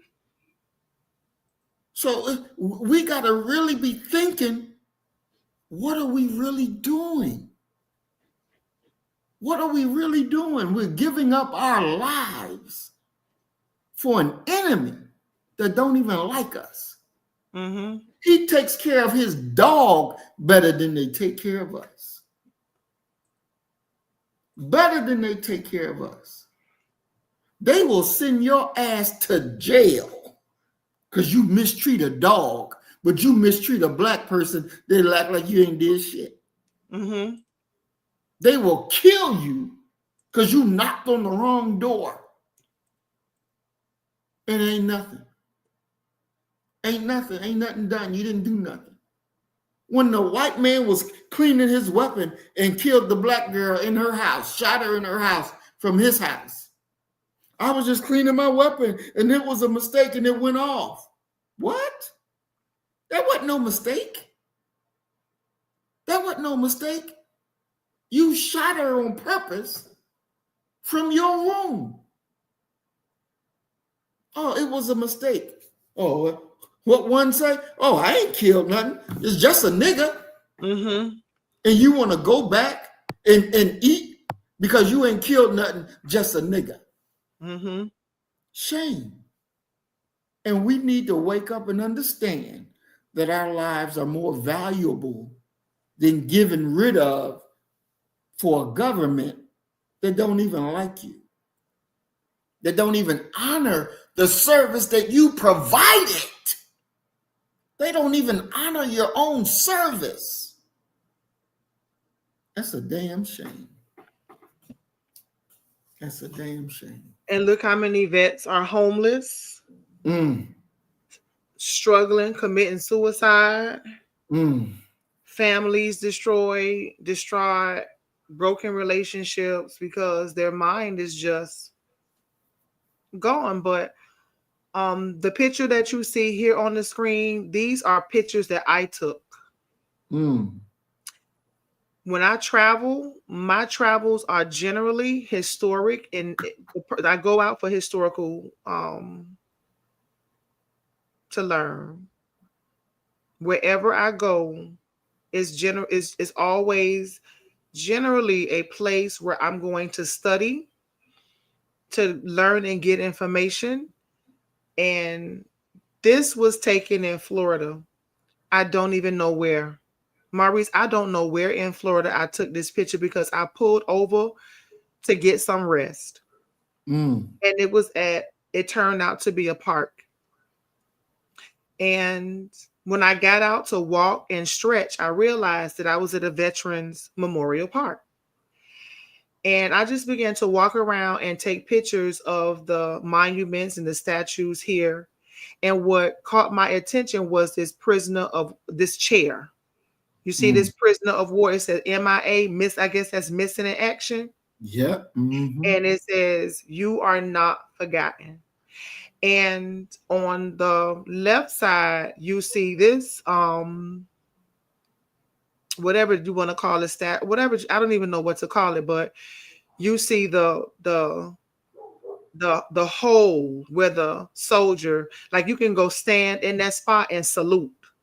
But I don't know if that's for those who are missing or just for those people who want to take a picture. But whatever the situation is, this is what you get for serving America. This is what you get: a memorial park and a chair, and maybe a flag. Your family gets a flag, and if you're married, somebody gets a benefit check. This is all you get for serving this country. And as I walked around, I realized that The majority of people who died were teenagers. Mm. These people were just these soldiers who died on behalf of fighting in the United States military. They were just getting out of high school, Mhm. serving their country. They did not even have time to love, to have a relationship, to have children, to experience their 20s and 30s. Mm. They Mm. graduated from high school, went on a mission, put out on the battlefield, and they came back in a casket, in a body bag, and we memorialized them one day a year or in a memorial park. That's not good enough for me. Exactly. My friend girl, her son went into the military and he was in the Middle East on the U.S. Embassy roof. And he came under siege and they shot and killed him. And he was like in his young 20s, Mm. never got a chance to live. Mm. And they're out there fighting for a country who doesn't even fight for them. Mm. That is so true. That is so true. The United States does not fight for our rights. They don't fight to give us justice. Mm-mm. They never fought to us for us to live in communities that we can be happy raising our families. They created laws to put us at a disadvantage. And they Mm. go all around the world being bullies, but they Mhm. want us to fight. And you know what's so crazy about the United States government? Every time they get in a chokehold, they want us to help them fight. Exactly. If it wasn't for Black America, there would be no United States of America. That's right. That's right. This country would not exist if it was not for the warriors that we are. That's Because right. if we can't do nothing else, we know how to fight, but we don't want to fight the real enemy. Mm-hmm. And Elijah Muhammad said, rattlesnakes. Mm. That is what I call them now. I call them rattlesnakes. And we really need to see them as such. Mm-hmm. Because when I see a rattlesnake, if I feel threatened, I kill that rattlesnake. I don't become friends with that rattlesnake. We're not known as a people to have rattlesnakes as pets. That's right. So why do we send our children and allow our children want to join the military to for this to be their fate? Mm. We're talking Mm. about young people. If I could find that picture one day, I'll show you the statistical information that is in this part that states the number of young Americans that gave their lives for this country. Mm. Mm. And Mm. they don't even know the true history of this country. Mm-hmm. They have no clue. They have the whitewashed version. That's right. They don't know that America is manipulative. They think they're doing their country a favor. Mm-hmm. They have no clue of the manipulation and the lies and the intimidation that these people use to stay in a superior position. Mm-hmm. And this is where they end up. Mm. Mm. It's not good enough for me. And I don't know if I ever told you this, but I walked straight off the street. I walked straight off the street to I think it was the army. Mm. And because I didn't know what I was going to do with my life. I had no direction. I had no one to support me. So I had to figure out life on my own. But I knew that I could do anything I set my mind to. Mm-hmm. And I just came to the point, I was like, I might as well go to the military because I don't know what else to do. And I needed to take care of my daughter. And I was just fed up and I went to the army office in my local community, and straight off the street I took the test and got like a 95 or a 97. Mm. And that white man looked at me. He was like, "Are you sure this is what you want to do?" And I was like, "Sir, I have no choice. I really need help. I need money. I need a job. I don't know what else to do." And so he said, well, do you have any children? And I said, yes, I have a daughter. And he said, well, you're going to have to sign her over, and to the United States government, you will be considered childless. That's right. And when he told me that, I couldn't do it. Mm. I could not leave my daughter in the hands of my family, because Mhm. at the end of the day, I am a mother. That's right. And that's the only thing that stopped me from going to the military. My cousin is retired from the military, and she was brutally raped. Mm. Brutally raped. And she filed a complaint, and not one person was reprimanded. When she got out of the military, she filed a lawsuit and they gave her $40,000. Mm. But the person who raped her has never been brought to justice. Wow. Remember the black girl who was raped and they poured acid all over her Yeah. body to get rid of the evidence? Yep. Mm-hmm. No one has Mm-hmm. ever been reprimanded for what they did to our beautiful sister. That's right. And the United States government is fully aware of who did it. That's right. I was amazed to find out that there are a large majority of people, men and women, who are sexually assaulted in the military. Sure is. And I am so thankful to God. Do you hear what I say? Do you Mm. hear what I say? I am so grateful to God that I did not join, Mm-hmm. because I would have caused so much destruction that they would have had to kill me. Mm. Because Mm-mm. you're not going to walk around the military. You're not going to walk around knowing what you did to me. Mm-hmm. And $40,000 and $30,000 is not going to make me stop. No. No. Because I know once I would have walked in there and they saw me, Mm-hmm. oh, it would have been hell. It would have been hell. And Mm. trust, I get a motherfucker's hell. Mm-hmm. Most definitely. Most definitely. And And I we, believe that sister that they poured acid on her, she gave them motherfuckers hell. oh yeah. I Mm-hmm. guarantee you that. Mm-hmm. And Yep. they got rid of our sister by pouring acid all over her body. Mm-hmm. Yep. Sure did. Mm-mm-mm.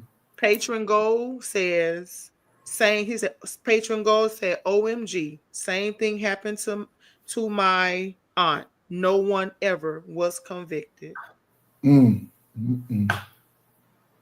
That is Mm. what the United States military has for its soldiers. Mm-mm-mm.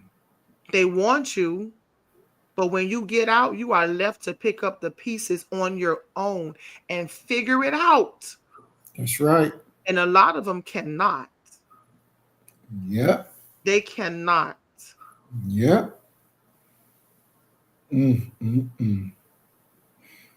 Yep. And with that sister Lavinia Johnson, she didn't deserve nothing of what she got.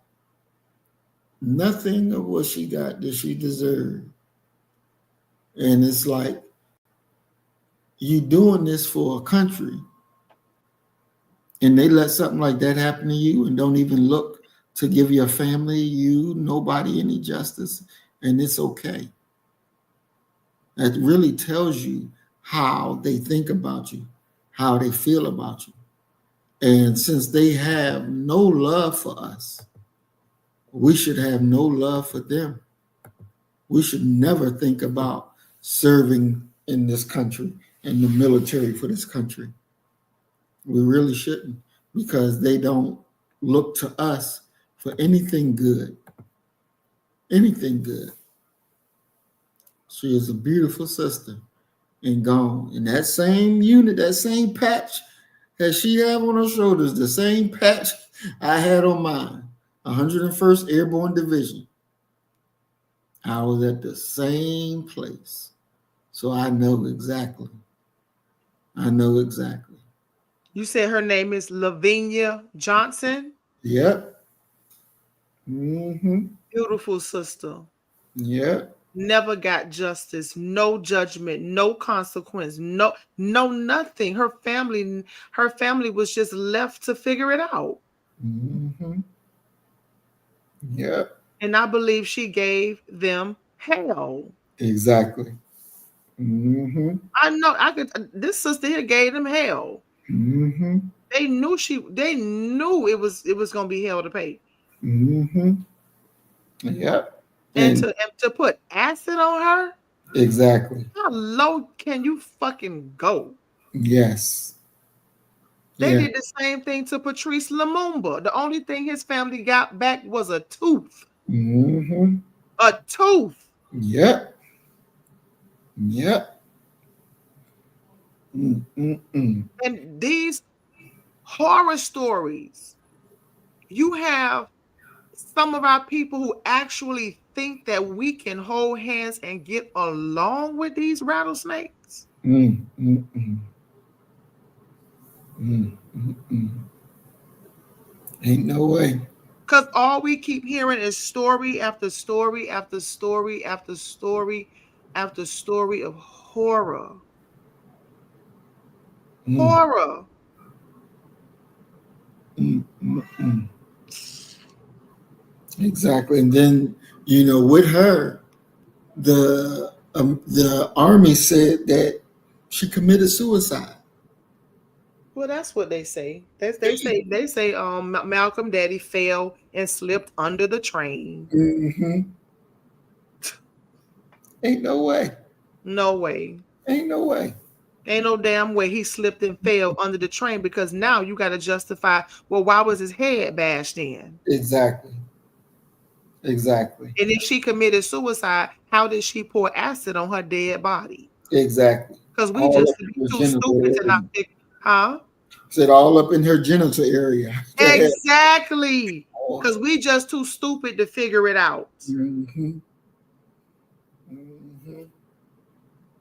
They have no respect. None. Mm-mm. Never have and Nope. never will. Nope. On Michi X's live, her last live that I watched, which was very recent, a caller called in. It was a white man. I think he was from Virginia, to Mm-hmm. tell her that, oh, we're listening to you. Mm. Oh, we're listening to your show to hear what you have to say, to see what we need to do and get ready. Mm. Mm. Mm. Mm. They watch, they listen. What Mm-hmm. did the Honorable Elijah Muhammad say? They eavesdrop. Exactly. Yep. They got an evil eye. Mm-hmm. And then on top of that, they use our own to come against us. Mm-hmm. Yep. Yep. Mm. Mm. Mm. Ain't no way. Ain't no way. There's we got to come from amongst them. Period. Point blank. That is the only. That's the only solution. That is the only solution, or we're going to continue to suffer more injustice and more injustice. And they don't give a damn, no matter how old you are, no matter how young you are. They don't give a damn. They don't give a damn. They don't give a damn. You would think, with the world seeing how these police officers killed Tamir Rice, that you would think that there will be justice. There ain't no damn justice. Ain't no damn justice. Mm-mm. If we don't take justice, there'll never be. There'll never be. Mm-mm. Okay. We are at paragraph 7.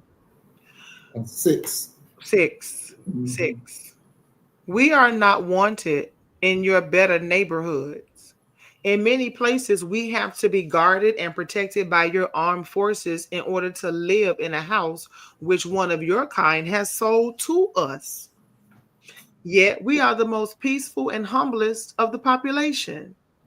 We are taxed equally and perhaps more than those of our own kind who are the real citizens and owners of this country. America, though our labor and the labor of our fathers made and built it for you. Think it over.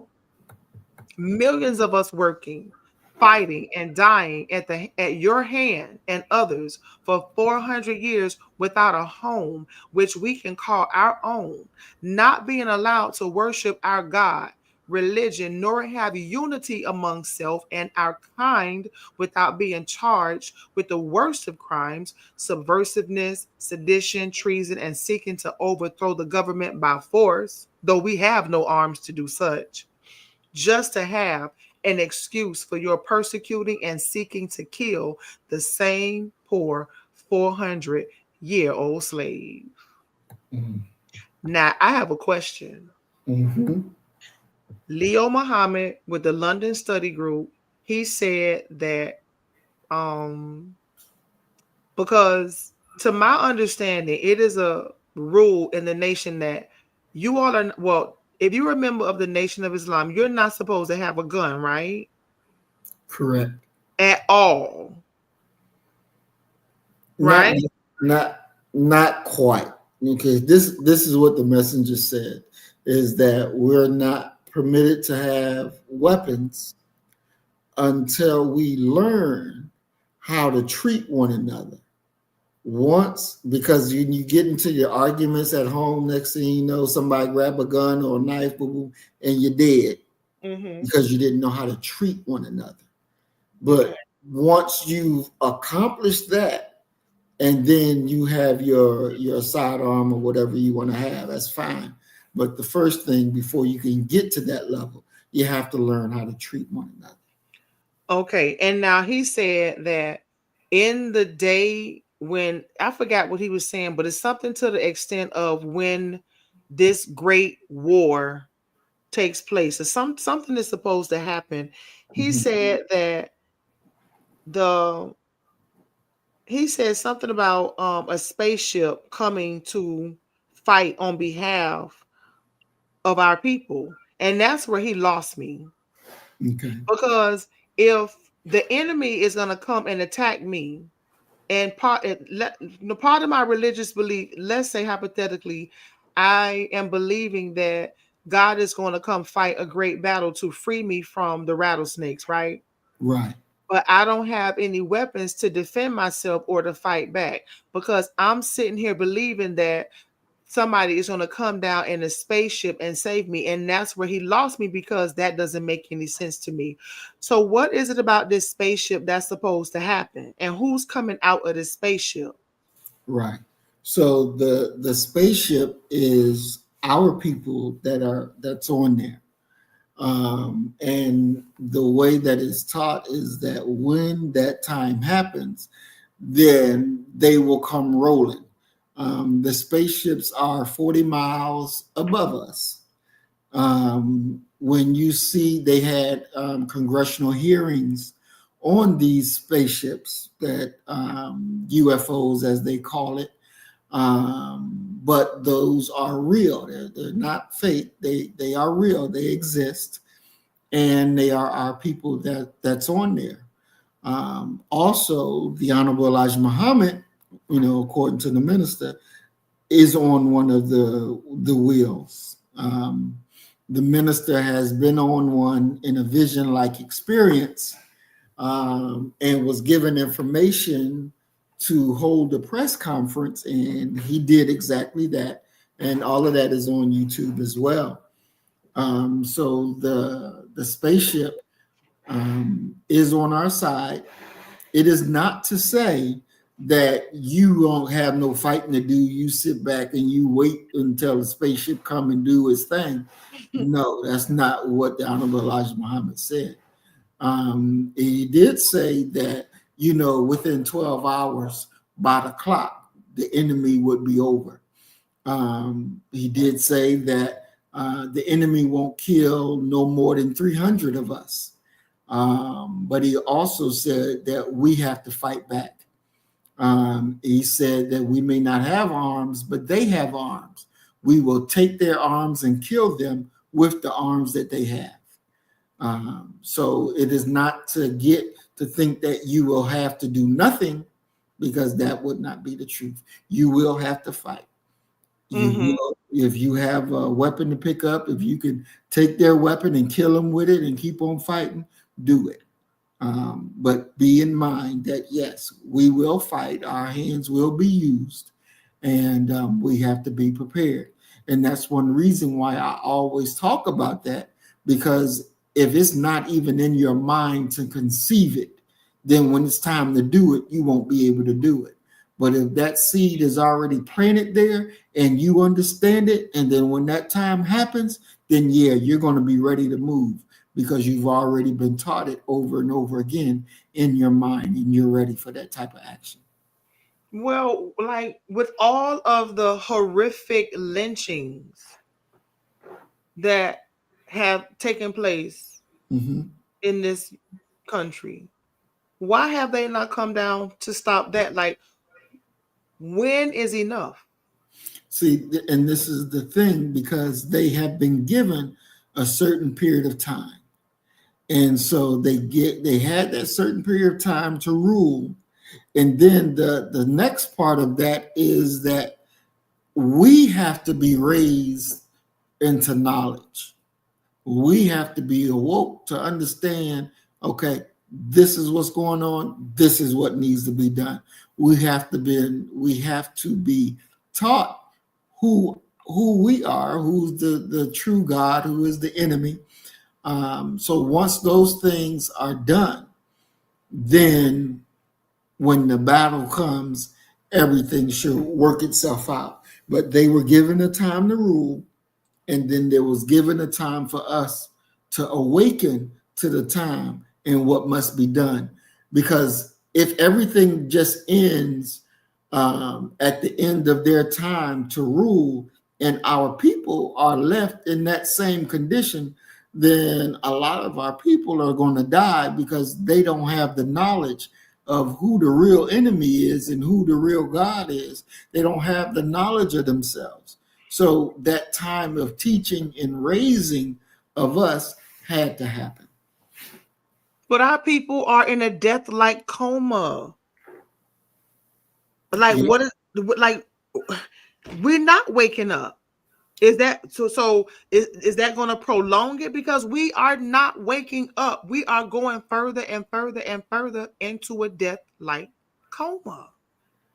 There's when I was, and this happened yesterday, I was on TikTok, and my daughter sent me something on TikTok, and I was looking at it, and something told me to go look at the comments, because I never go read the comments unless somebody asks me to go read the comments. But this time something told me to go read the comments. And I was reading the comments, and I was understanding that our people are actually waking up just from reading what they're writing in the comments about this video. They're waking up. So our people are waking up. They're just not on the level where we are yet. It's just like, a couple of months ago at work, and I was leaving out the pharmacy, and one of the people that clean up, she was talking to me, and, she was talking about Trump and all that. And she said something about, they're not for us and we need to do A, B, C, and D. And then that let me know, oh shit, she got a little light shining. She ain't totally dead. And so every day now when I see her, I pour a little more, pour a little more, and pour a little more. So the people are waking up. They're seeing what's going on. And by him taking Harriet Tubman picture down and doing this and erasing this, our people are like, what the fuck is he doing? We suffered, we sacrificed. So they are starting to wake up to the reality of who they are and who the enemy is. It's working. It's just not on a level that we would like it to see it on yet. but they are waking up, and it's happening in real time, in real time. So don't worry about that. It's happening. It's happening in real time right now as we speak. Before we go to chapter 12, I just want to read something to you because this lady has been burning in my mind. Mm-hmm. She has just been burning in my mind. And her name is Mary Turner. And Mm, I'm just going to read it to you from the equaljusticeinitiative.org. At some point, we need to visit the Lynch Memorial. It's in Alabama, Birmingham, Alabama. You literally have to take a plane into Alabama and then drive over into Birmingham to get there and just spend a whole day at the Lynch Memorial mm-hmm, on the site where our brothers and sisters were lynched. The family members can go to that site and get some dirt, mm-hmm, put it inside of a jar, and send it to the Lynch Memorial, and they will put it on display. And it's a collection of Black people who have been brutally murdered in this country. But this is the just something brief, and it says Mary Turner, pregnant, lynched in Georgia for publicly criticizing her husband's lynching. On May 19th, 1918, a white mob from Brooks County, Georgia, lynched Mary Turner, a Black woman who was 8 months pregnant, at Folsom's Bridge, 16 miles north of Valdosta, for speaking publicly against the lynching of her husband the day before. The mob bound her feet, hanged her from a tree with her head facing down, threw gasoline on her, and burned the clothes off her body. Mrs. Turner was still alive when the mob took a large butcher's knife to her abdomen, cutting the unborn baby from her body. When the baby fell from Mary Turner, a member of the mob crushed the crying baby's head with his foot. The mob then riddled Mrs. Turner's body with hundreds of bullets, killing her. mm, mm, And then I want to show you on my screen how these rattlesnakes add insult to injury. Let me show you. So this is the historical marker that you will see if you were to visit the actual site where she was lynched. The marker has bullet holes in it. mm. Oh shit! Wow. And I was just thinking about going, Maurice. I think I told you I Mm, was going to visit this marker, but I did not know the marker had bullet holes in it until just recently. And I'm still going. I'm still going. I have to go. I have to put my feet on the soil and bring some back. I have to do it. I mm, have to. mm, mm, Because this is what white America has done to a Black woman, and they crushed that baby's head. And what this article does not say is that she wasn't dying fast enough. mm, And mm, they continued to,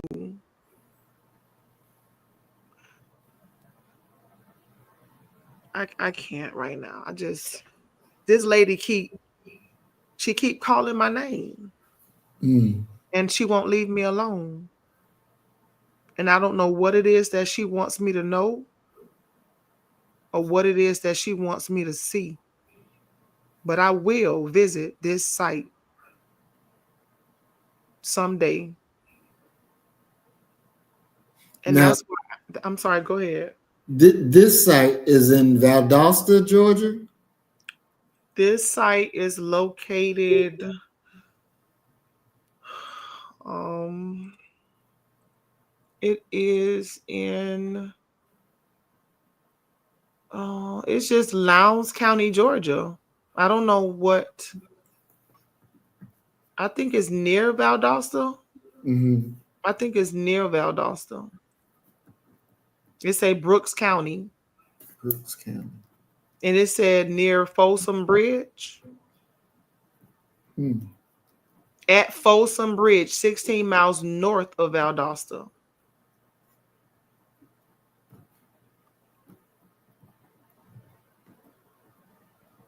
Folsom Bridge.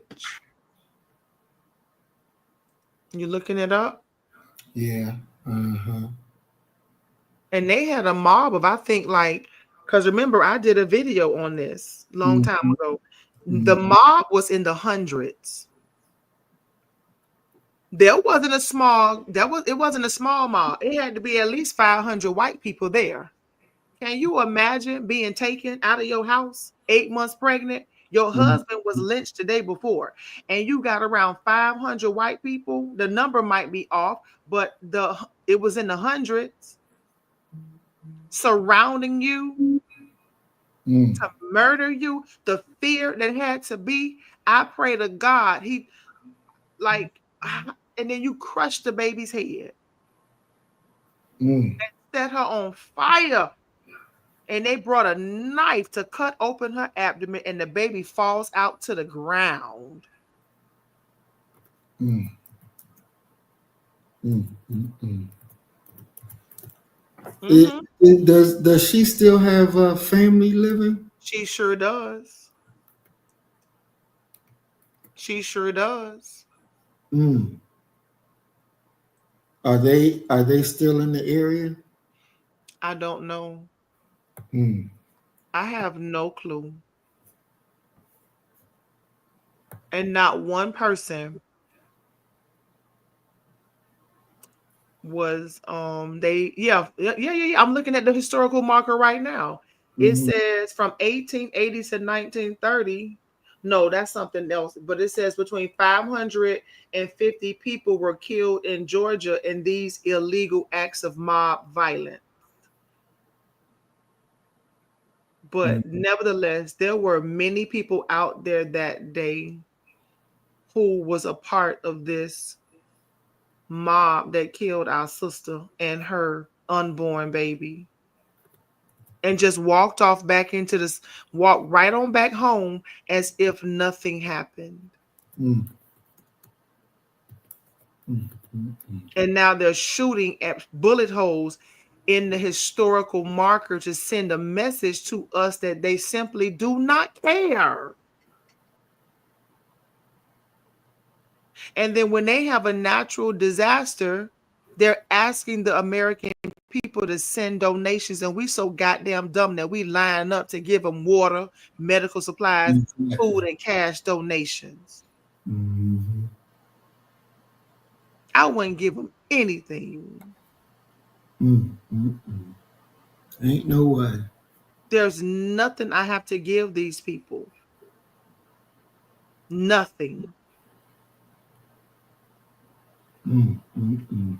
So we are, I'm lost today because Mm. um this is heavy. Where are we? We're on the beginning of chapter 12. We haven't even started 12. Nope. I'm Mm. so weak. Mm. Mm. Deceivers and the deceived. We, the whole nation of the lost found members of the Black nation in America, must remember that for the past 400 years, we have been reared by the enemies of our fathers. According to their own history writing, bringing us from our native land and people into the Western Hemisphere was not for the purpose of making themselves friendly people to us and our nation, but to deceive us as being that which they actually were not, a friend and advisor to us, while at the same time depriving us of truth, justice, and equality, even now, after 400 years of servitude slavery. We must remember that the deceiver actually has deceived us. The coming of God in the person of Master Farad Muhammad, to whom praise is due forever, is to make manifest the arch deceiver's work against us and to acquaint us with the nature of the arch deceiver. That deceit is part of his very nature. Allah comes to us. I'm sorry, Allah comes to give us the knowledge of the God of evil, who had freedom for the past 6,000 years to deceive not only you and me, but also the entire nations of the earth. This is the greatest salvation that Allah could bring to you and me, to know the source of our trouble and its cause. The power of the manifestor is to remove this cause which has affected the Black nation for 6,000 years. It is worth the heaven and the earth to us when we agree on not trying to make them our friends, which by nature they cannot be, even if they wanted to. Only a few have the belief of goodness. By nature, they are not good, but they can practice. Let me say that again. By nature, they are not good, but they can practice goodness. Our predicament and position makes us the victim of deceit of these great scientific deceivers, the white race. They put us to sleep as babies, and they know the type of noise that will awaken the sleeping baby. The noise is that which Allah, in the person of Master Farah Muhammad, has made. And Allah has missioned me to continue to make that noise until all of our people are fully awakened from the slumber of the arch deceiver of the nations of the earth. Surely not all are really working to keep us blind, deaf, and dumb to the knowledge of the deceiver. But the few who would help us endanger their own lives is trying to help us. As you see, the Christian priest, Gropey in Milwaukee, who professes to be trying to help those who want to live next door and in the house of the children of our father's slave master, is having trouble. Even this easily can be classified as deceitful work against true freedom, justice, and equality for our people. This priest, Gropey, is having trouble among other open, vicious haters of you and me of his kind. Let me read that one again. This priest, Gropey, is having trouble among other open, vicious haters of you and me of his kind. This priest wants to help the poor Black man here in America, and especially in Milwaukee, to accept false friendship, to forever be at their mercy to rule spiritually, economically, and politically. He's not trying to teach the Black men that they should not want to sell themselves back to the slave master for a morsel of pottage. The priest knows by the scripture in his Bible that the time is ripe for the total freedom of the 400-year-old slave of the white man to go to his own earth. The priest is wise to you that you should have a place to live wherever you want. He would not have dared teach this openly before this day and time, the end of this world.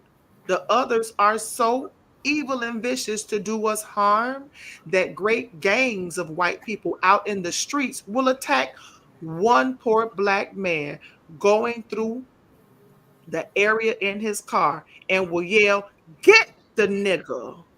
Mm. This is a coward's action of the white man in America ever since we have been here, going after the so-called Negro to do him harm. He always wants 100 whites to attack that one Negro. This shows cowardice and the savage instinct of the white race against Black people. The Black man can put a stop to such attackers of this evil force, but it is not the way of Allah. It is not the way of the prediction, as the priest knows. The coming of Allah in search for the Black lost members of their nation today is to make himself known so he can conquer our captors by using weapons against which they have no power. Allah will bring attacks of divine judgment of their world without the use of contrived weapons. The weapons of war used by God in the past history of the destruction of the enemies of God, such as Noah's people, Lot's people, and Moses' people, are an example of what he will use today. The weapons are the forces of nature against which we have no defense. America is under such divine attack now in storms as rain, hail, and earthquakes. The latter is yet to take place. A terrific drought is on its way to against America. The book must be fulfilled. The Bible and the Holy Quran both refer to all that I have said. This is the divine judgment to bring vicious America to her knees. She hates the people of God, and the Negroes do not know that they are really the people of God. This is the great truth that you must come into the knowledge of, that you are a member of the family of God and not a member of the family of the devil, but you follow the devil contrary to your own nature. The natural man was black is of God himself. We have been deceived of righteousness, justice, and equality by the arch deceiver. We have been taken from the knowledge of self as being the true people of God, and that God is present, seeking us to place us again in the orbit of the divine supreme being, where we can rotate in submission to the will of God as the entire universe is doing, except the white race. We cannot set up a better government for our people by using the corrupt political activities of this people, the arch deceivers. All of their work was based upon deceiving the nation, not to bring them into friendly brotherhood and prosperity for the black man. Even today, after 100 years of so-called freedom, he is still against you going free. This is your trouble today. You are deceived, and deceived by the enemy you think is a friend. But take note of what he offers you. He is offering you only temporary enjoyment and not a permanent enjoyment for your people. We want some earth and not a temporary room in the house of our enemy. Let the political and spiritual leaders unite on such a stand as getting some earth for the people and not getting just a job and a chance to loll around, sleeping and allowing the enemy to protect our responsibility for self. We must bear our own responsibility. This, the God of justice and truth, will force you to do before he will be defeated. His purpose and aim is to reunite us to our own. He will fight the arch deceiver with the forces of nature and with his own wisdom, which has no equal, to make you and the enemy bow to his will. This is the judgment of the world, and especially of the white man in America, who has been here for 400 years, living between the two oceans, the Atlantic and the Pacific, to do as he pleases. The slave is deprived of the freedom to do as he pleases, but to do as the slave master pleases. Our great misunderstanding of self and of others lies in the deceit of the arch deceiver of us. They will never teach you and me to do good for self, only under their own power and dictatorship. What we need is to unite, not demanding and marching all over the country to live near the white man in his home, but demand a separate place for us in this country and help us with the means of civilization as he had to get started, limiting the time to get started within the next 20 or 25 years. Many scientists think that it is too late for the demand because of the anger of Allah against America for her evil done to us. But Allah has power over all things, and He does that which He wills to do. It is up to America. If she wants to help us, it will be a great good, putting us on the way to self by any evil one or nation. The God of justice would grant them a reward for doing such, as no good act goes without its reward. They deceive the so called Negro under temptation, filth, indecency, and the promise that they will be given jobs and new homes next door to them in the same territory which their very nature is against and which is without any future. It is temporary enjoyment. We want something permanent. Give us a few of these states to live into ourselves, which we have well earned with 400 years of free labor. When he sees that his life and your life are at stake to try to accept the present plans filled with deceit to the Negro, both you and he will welcome an opportunity to agree on the kind of program. Unite with me, Black America, for your salvation. Mm, beautiful, beautiful, beautiful, beautiful. And that is very true. We are so deceived. Everything that this enemy has done is for the deception of keeping us from seeing what the actual facts are, to keep us from understanding what the reality is. I mean, just think about it. I was sitting here as you was reading, thinking when they were talking about how deceived we were. Our people actually think that the so-called Jew over there in Israel are God's people. They actually think that these are God's people that's going out there committing genocide, that they are God's people. And you so stupid that you don't realize that you really are God's people, and that's the people of Satan. When you can't even recognize your own self, you can't even recognize what's in your own best self-interest. That's deception at its core. As Emil even talked about with the movie Hidden Figures. And he said that scene that I was talking about never even happened. And so, I looked it up real quick, and he's right. The shit never even happened. The girl says she went to the white bathroom anyway. Fuck them. I got to go to the bathroom, so I'm going to use it. But in the movie, they play it up like the white man is coming to the savior and he's going to break down the walls that stop you from using the bathroom. Exactly. That's what it was all about. That white savior complex. Exactly. Exactly. Always run that the white man is coming to your savior. He's coming to save you. If the white man can't save you, nigga, you're done. You can't be saved. Mm-hmm. And we have to wake up from that foolishness. They put it in the movies, sitting around and you waiting for the cracker to come to the saving grace. No, that's more trickery. That what they're doing is feeding your mind lies. Mm-hmm. Feeding your mind lies to keep manipulating you.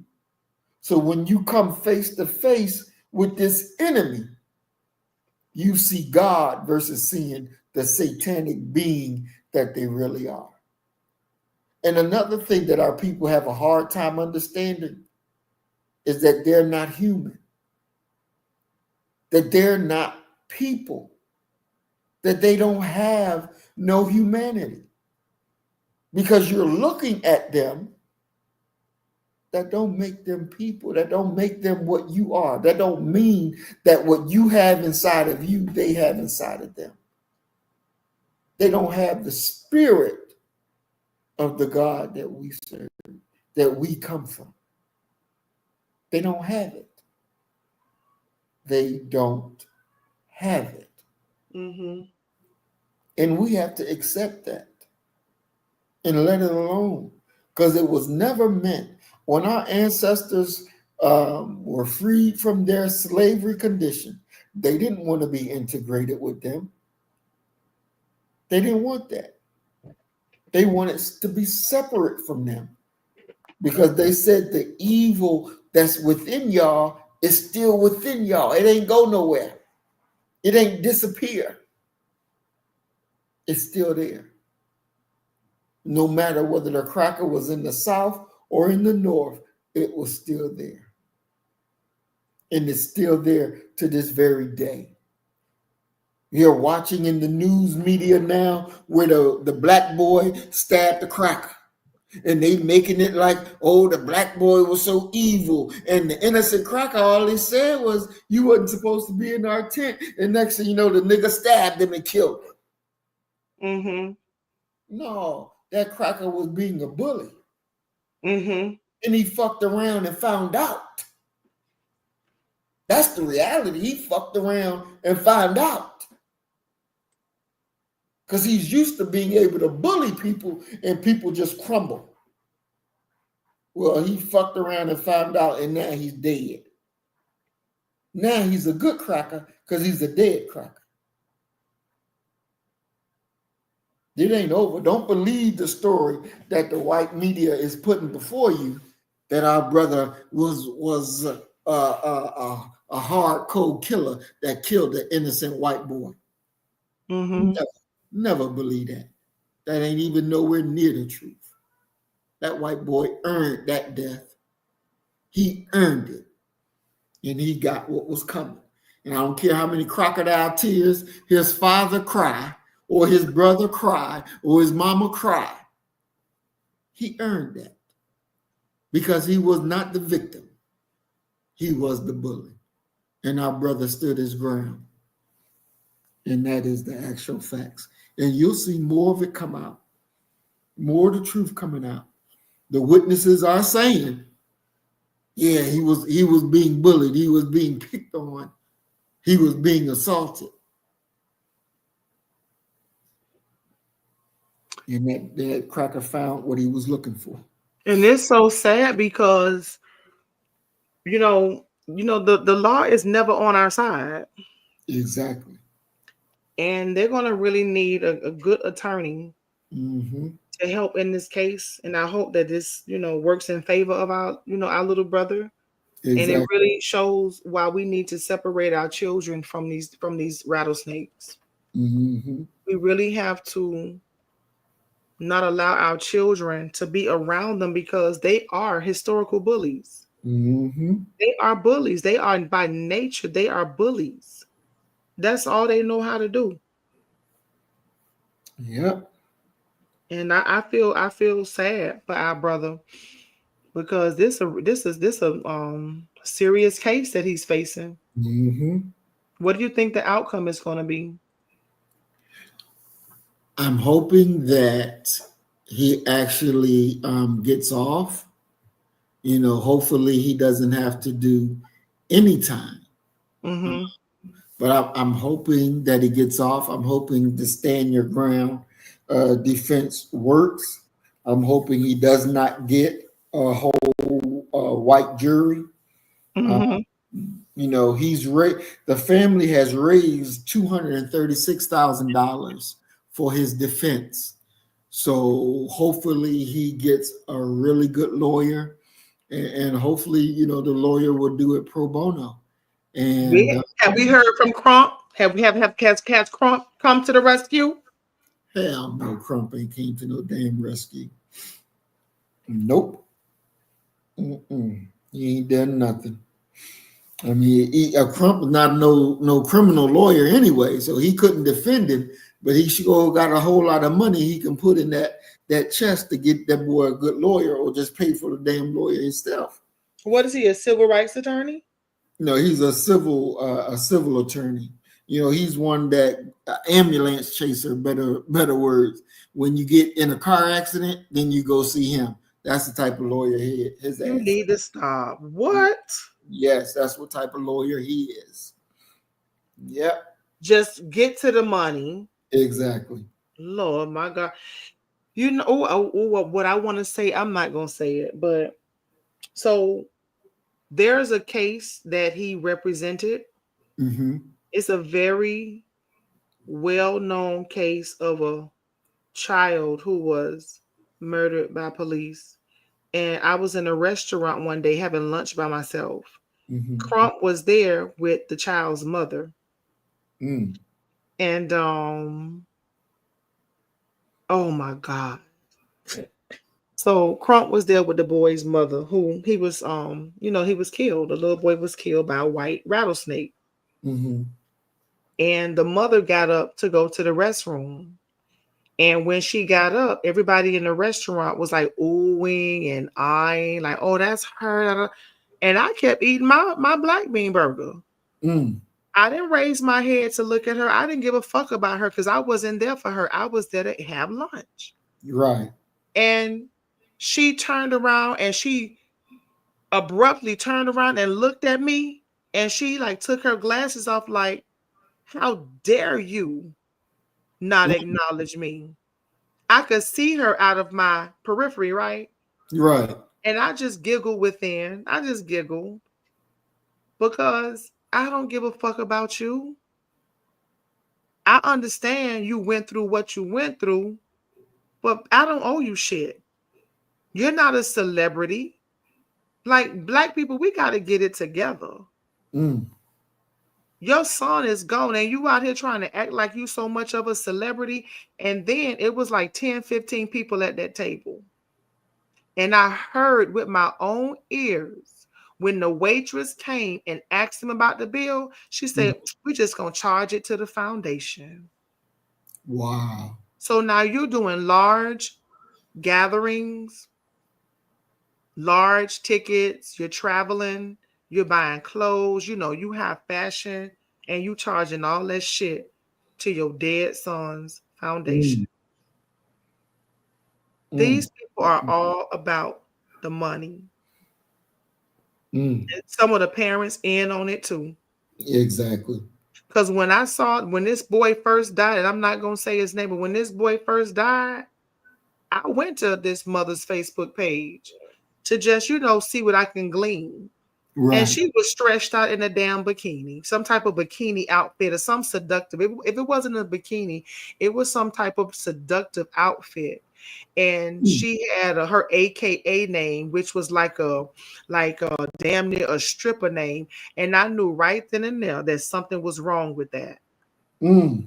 And I never bought into what happened to her child. I never went to a march. I never went to a rally. I never gave a donation. I just knew from that experience that something was wrong with that situation. And it's really sad when you look at the fact that our children are being murdered and killed and put in very desperate situations.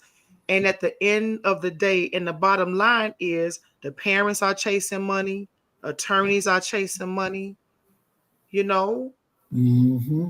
and that's just like what Elijah Muhammad said. Everybody got their teeth inside, their teeth in us. Exactly. And that money is not gonna save us. Mm-mm. It is not gonna save us. Mm. Mm-mm. And there's no amount of money that can help me heal from white male rage, killing my child. Mm-hmm. It's not gonna do it for me. And I would never put myself in a situation to where now I think I'm a freaking celebrity and people have to look at me and ask for my autograph and take pictures of me and ooh and out of me and my damn child is dead. Mm. That's just not my mentality. It's not Exactly. my mentality. We have a long way to go. Mm. And I Mm-mm. rest with that if you have some more commentary. Yes, we do have a very long way to go. Your screen, you're showing this picture of this white man. Who is this? That's the Roman Catholic priest Gropey. Ah, okay. I think his name is James Gropey. He's the one that Elijah Muhammad is talking about, Okay. who was the priest in Milwaukee. What's interesting about him is that he wanted to be a Roman Catholic priest, and his parents came to America as Italian immigrants. And so, living the American experience, the white people that were here, they were not very kind hearted to the Italian immigrants. And so, not only did he feel racism from them, but he also saw the racism that Black people experience in this country. And he was different in his thoughts about the Black experience, and he really wanted to help us. So he actually became a youth advisor Mm-hmm. with the NAACP in the Milwaukee area.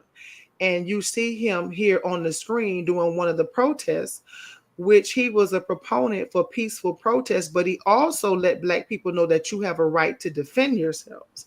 Mm-hmm. And a lot of because you see a lot of these people in this picture, they're young Black people. Right. And what they were asking him, because they wanted to know, why do you as a white man want to help us? Mm. What is it about you that you feel compassion for us to help us with the situation that we're dealing with? Because what Milwaukee was doing, among other Jim Crow laws, Mm-hmm. was preventing Black people from purchasing homes and also renting homes. So now you really got Black people stuck between a rock and a hard place. And it get cold in Milwaukee. Right. Now, what you cannot see on this sign right here, let me see if I can show it to you. Let me see if I can. No, this sign actually says Black Power. You can see the bottom of it where it says POWER, Right. holding up a sign that says Black Power. Mm.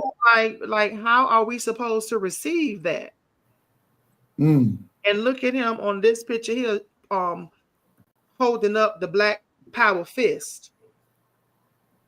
Mm. You know, Mm. Mm. and Mm. here he is again. That's a clearer picture of him, and that's him in his Catholic attire. And so there was, the archdiocese, they had they had a few locations that were in need of a Catholic priest in the Black community.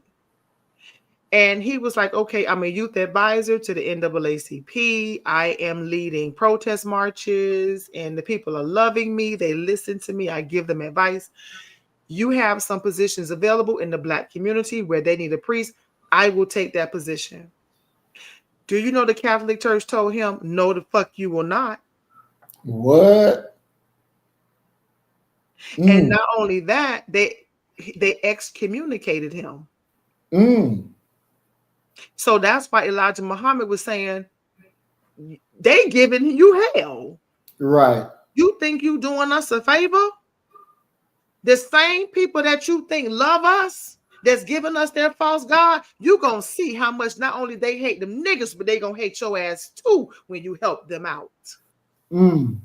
He had a brain tumor, went for surgery, then he get brain cancer, and he dies at the age of 54.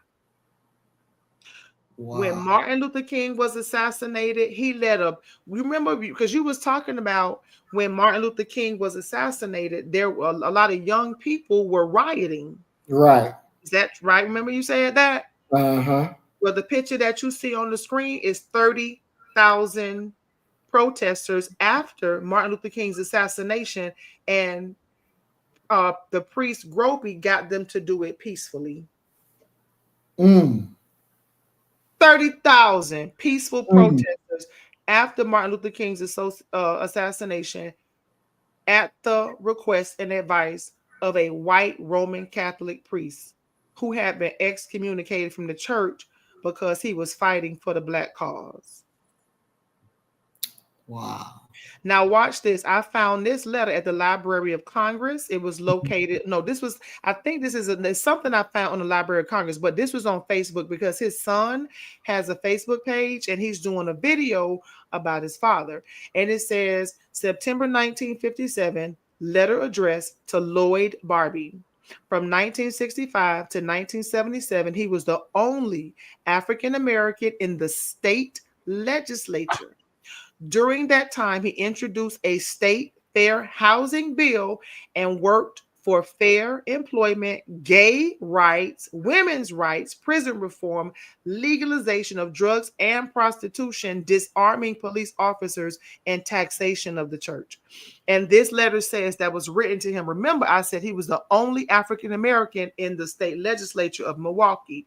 It Mm-hmm. says, Dear Mr. Barbie, you better not go ahead on that boycott, or you will have a bunch of dead and mutilated colored women and children. And it said, let me see, can I make it bigger? And it says,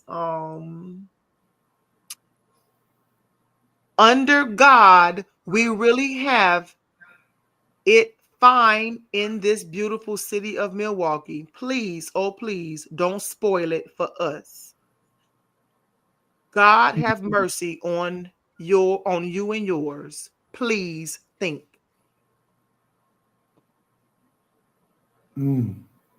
This is the shit that our people have to go through.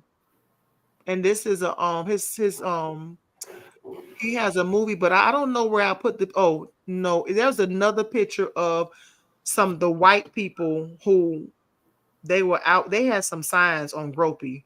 They pretty much let him know you a dead man. The white teenagers wanted to kill this man. They wanted to kill him for helping Black people. And so I just thought that you would be interested in, I'm going to stop sharing my screen. I thought you would be interested in learning about Gropey because Elijah Muhammad mentioned him. Most definitely. And hold on, he was not the average Catholic priest because he got married and had children. Oh, really? Mm-hmm.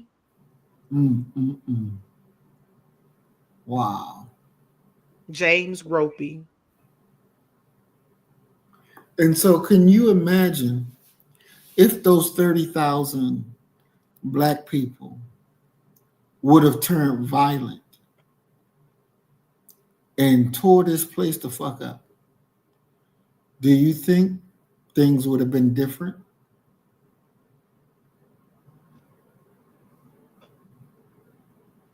You know, for some reason, we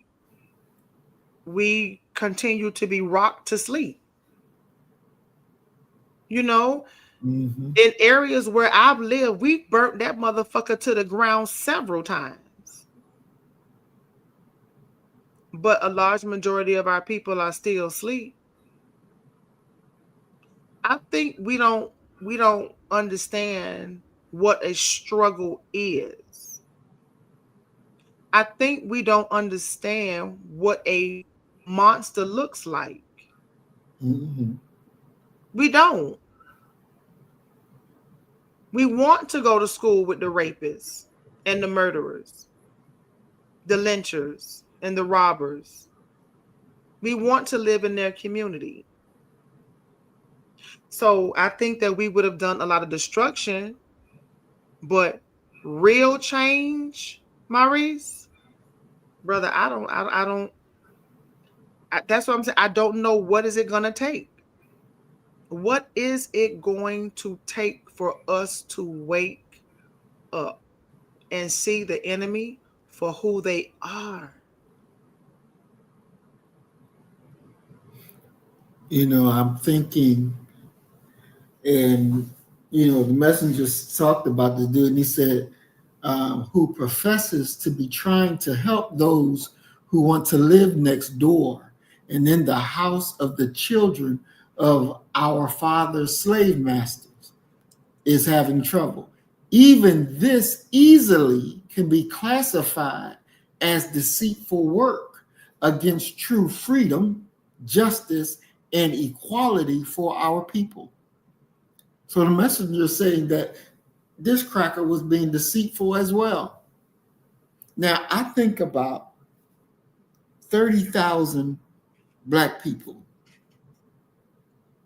They don't have a 30,000 police force. With that number, you can overwhelm several cities and take it and hold them with that kind of number. With that kind of number in Detroit, coming out of the shrine of the Black Madonna, when they held the police, they fought them to a standstill. And they didn't have 30,000. If they had 30,000, they would have defeated them handedly, speedily. That would have been a new history being written by the victors, by us. Because we would have destroyed and we would have shown them what they were fearful of. Because remember, Hoover said, we got to stop this rise of the Black Messiah because they are fearful of a real Mau Mau revolution. 30,000? Oh, you can get some shit done with 30,000. You can get some shit done. You will bring them to the goddamn table now. And this is what they fear.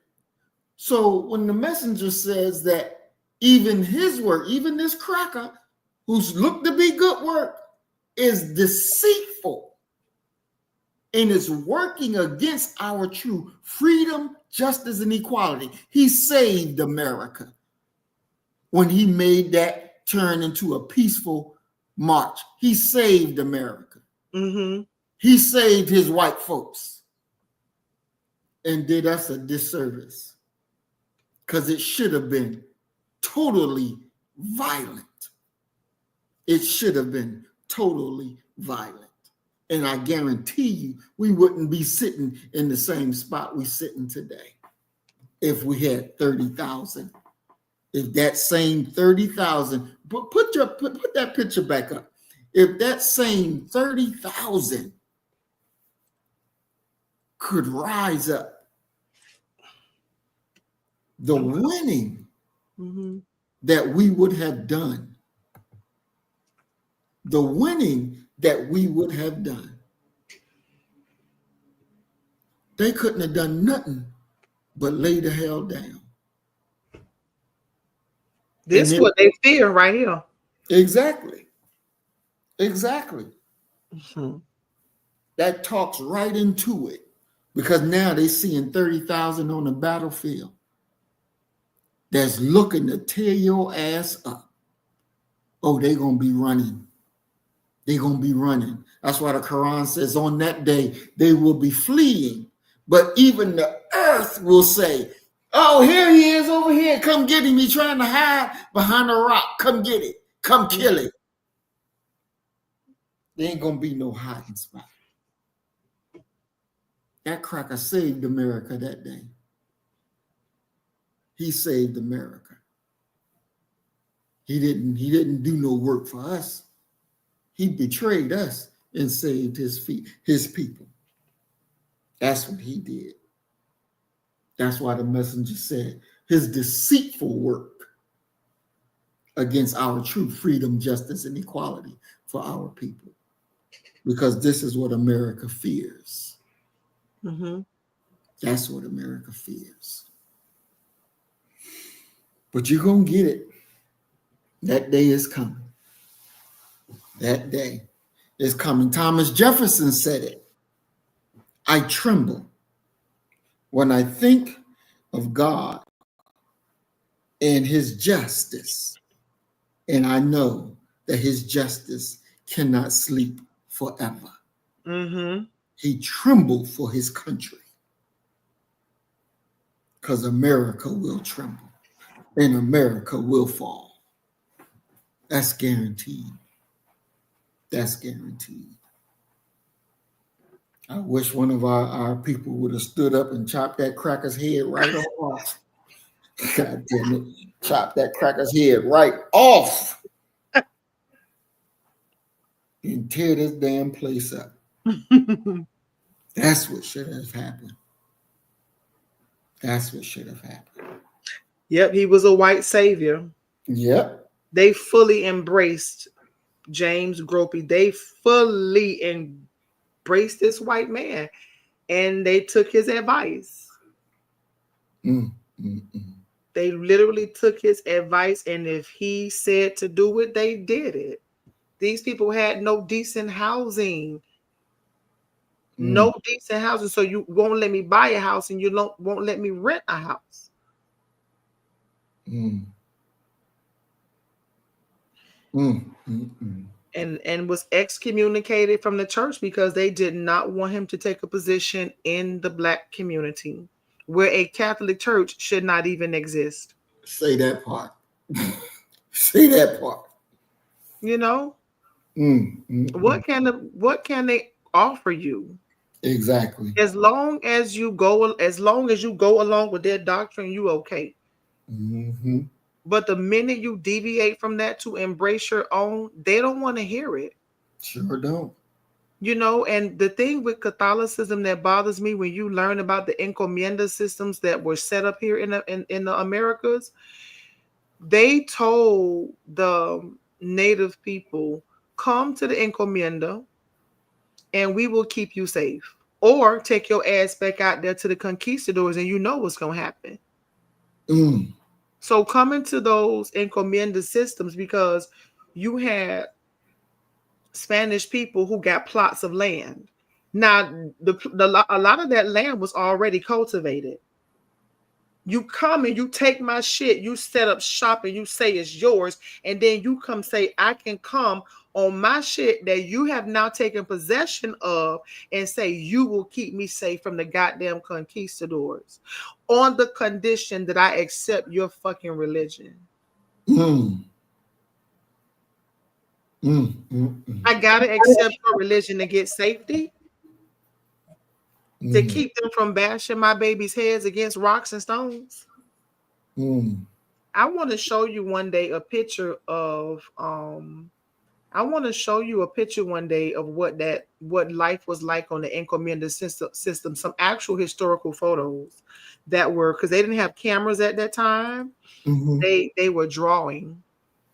And Mm. as a matter of fact, since I have you here right now, I'm going to show it before we do our closing, because a lot of people have never seen this picture.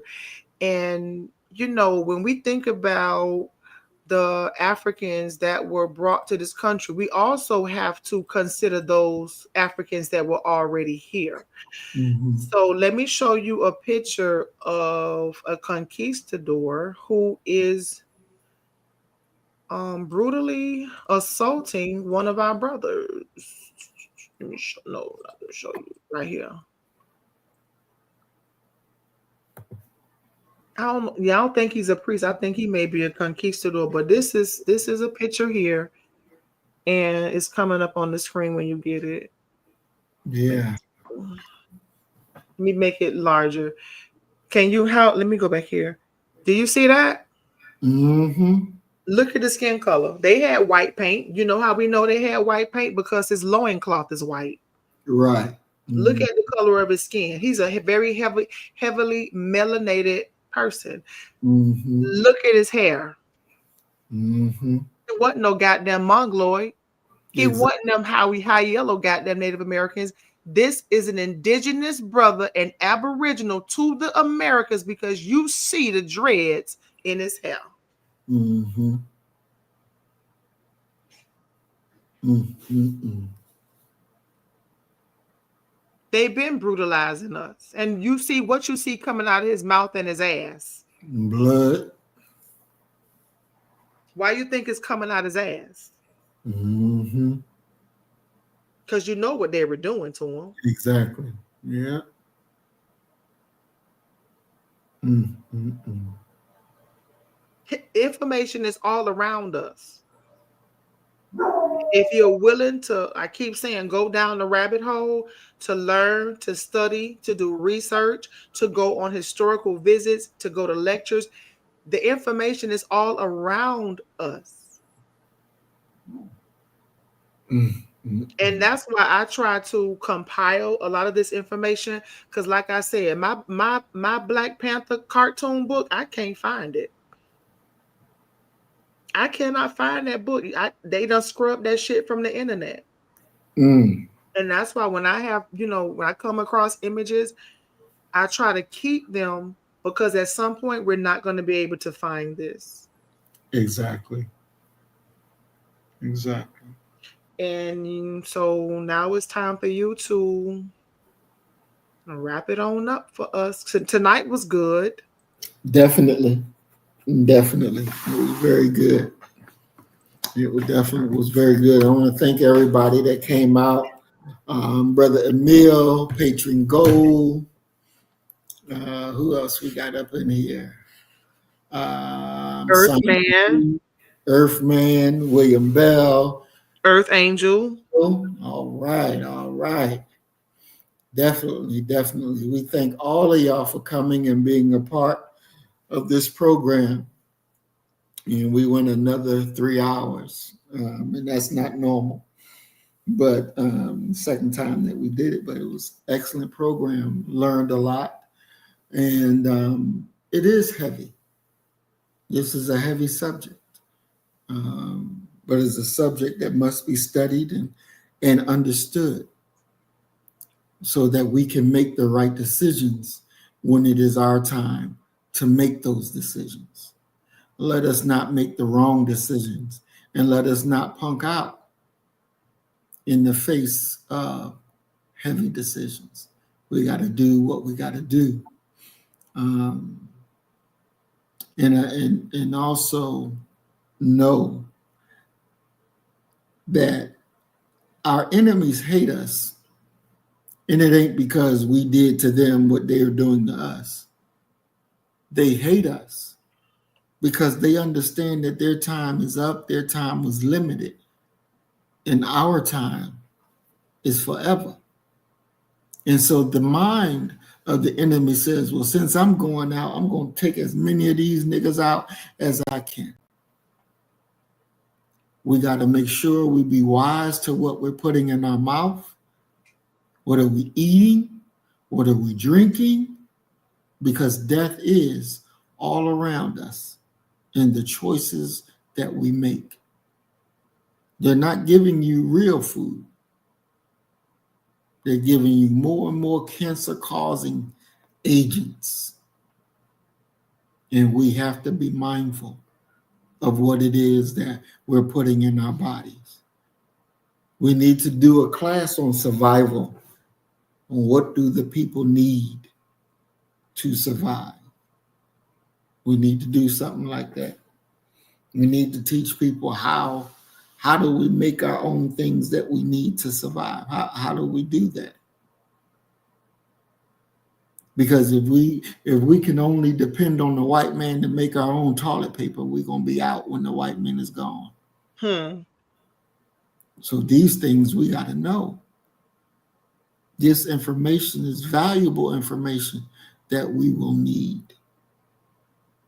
How to make your toilet paper, how to make your soap, how do you clean water, how do you dig a well, how do you pump a well, how do you get the water from out of the ground? We got to know these things. And a lot of that information, I watch videos. So basically, instead of watching foolish videos, I'll sit and watch survival videos and take notes and go out and experiment to see if it works, and it does. Mm-hmm. So it's the information is really out there. People just got to be willing to, turn off the football, the basketball, the Mm-hmm. housewife shows, Exactly. and learn some skills that is needed to survive. Because you can't get ready when on the like if you're not ready, you can't try to get ready when you already need to be ready. Exactly. You need to Exactly. already have some of these things available. Mm-hmm. Exactly. That's right. That's right. We got to get it and do it. We got to get it and do it. Because ain't nobody going to come do it for us. This is on our shoulders to carry that log. And so we definitely thank everybody again. Maya, you want to say anything before I'm about to wrap it up? Yeah, I just want to say I'm very thankful to those people who came in and out, those who stayed with us all this time. Mm-hmm. I learned a lot tonight, and I hope that you did too. Information that you can take and use to improve your life and your situation. And each one teach one, each one reach one. Mm-hmm. And we really have to make some significant changes and do some soul searching. And it's step by step. But we got to make some changes because these people hate us. Mm-hmm. They hate our very existence. And you have millions of people that come to this country annually who are riding the wave. They're riding our waves. They have not suffered. They have not had the suffering experience that we've had. Their children are not hanging from trees. That's right. They don't have any red line district where they can't live in a certain community. They can live any goddamn where they want to. Mm-hmm. They're not prevented from entering into a school. When they get to the school, they get the best of opportunities that's available, scholarships and all. That's right. And we open up those opportunities for these people. And we go sit in their restaurants. We continuously watch sports. We go to concerts. We do everything but try to get our situation together. And it's depressing me because I don't understand what people don't see. And I really want our people to wake up. So again, I'm just very thankful. We're probably preaching to the choir because the people that we're talking to, they already know this. Mm-hmm. But I just hope it gets to where it needs to get to, because I know when I was waking up, I was trying to watch every video that I could, read every book that I could to get to know the truth so I could denounce Christianity. And I'm so glad that I'm no longer a Christian. That's one of the greatest achievements of my life. That you can't even scare me with this. You have to bow and confess that Jesus is Lord. Fuck Jesus. I don't give a fuck about Jesus. He better bow and confess that I am God. And I said what I said, and I stand on it. And good night. And see y'all next week. That's right. That's a powerful closing right there. All right. So the thing I'm gonna say, love y'all. You kill the nigga in you, I'm gonna kill the nigga in me, and our God will reign supreme. We are Black first, today, tomorrow, and forever. Love you, family. Peace and blessings. Assalamu alaikum. Shalom. So you better get the message and get it straight. You're gonna need some bridge work. It's simple as that. Because we're living in judgment. We're living in implementation.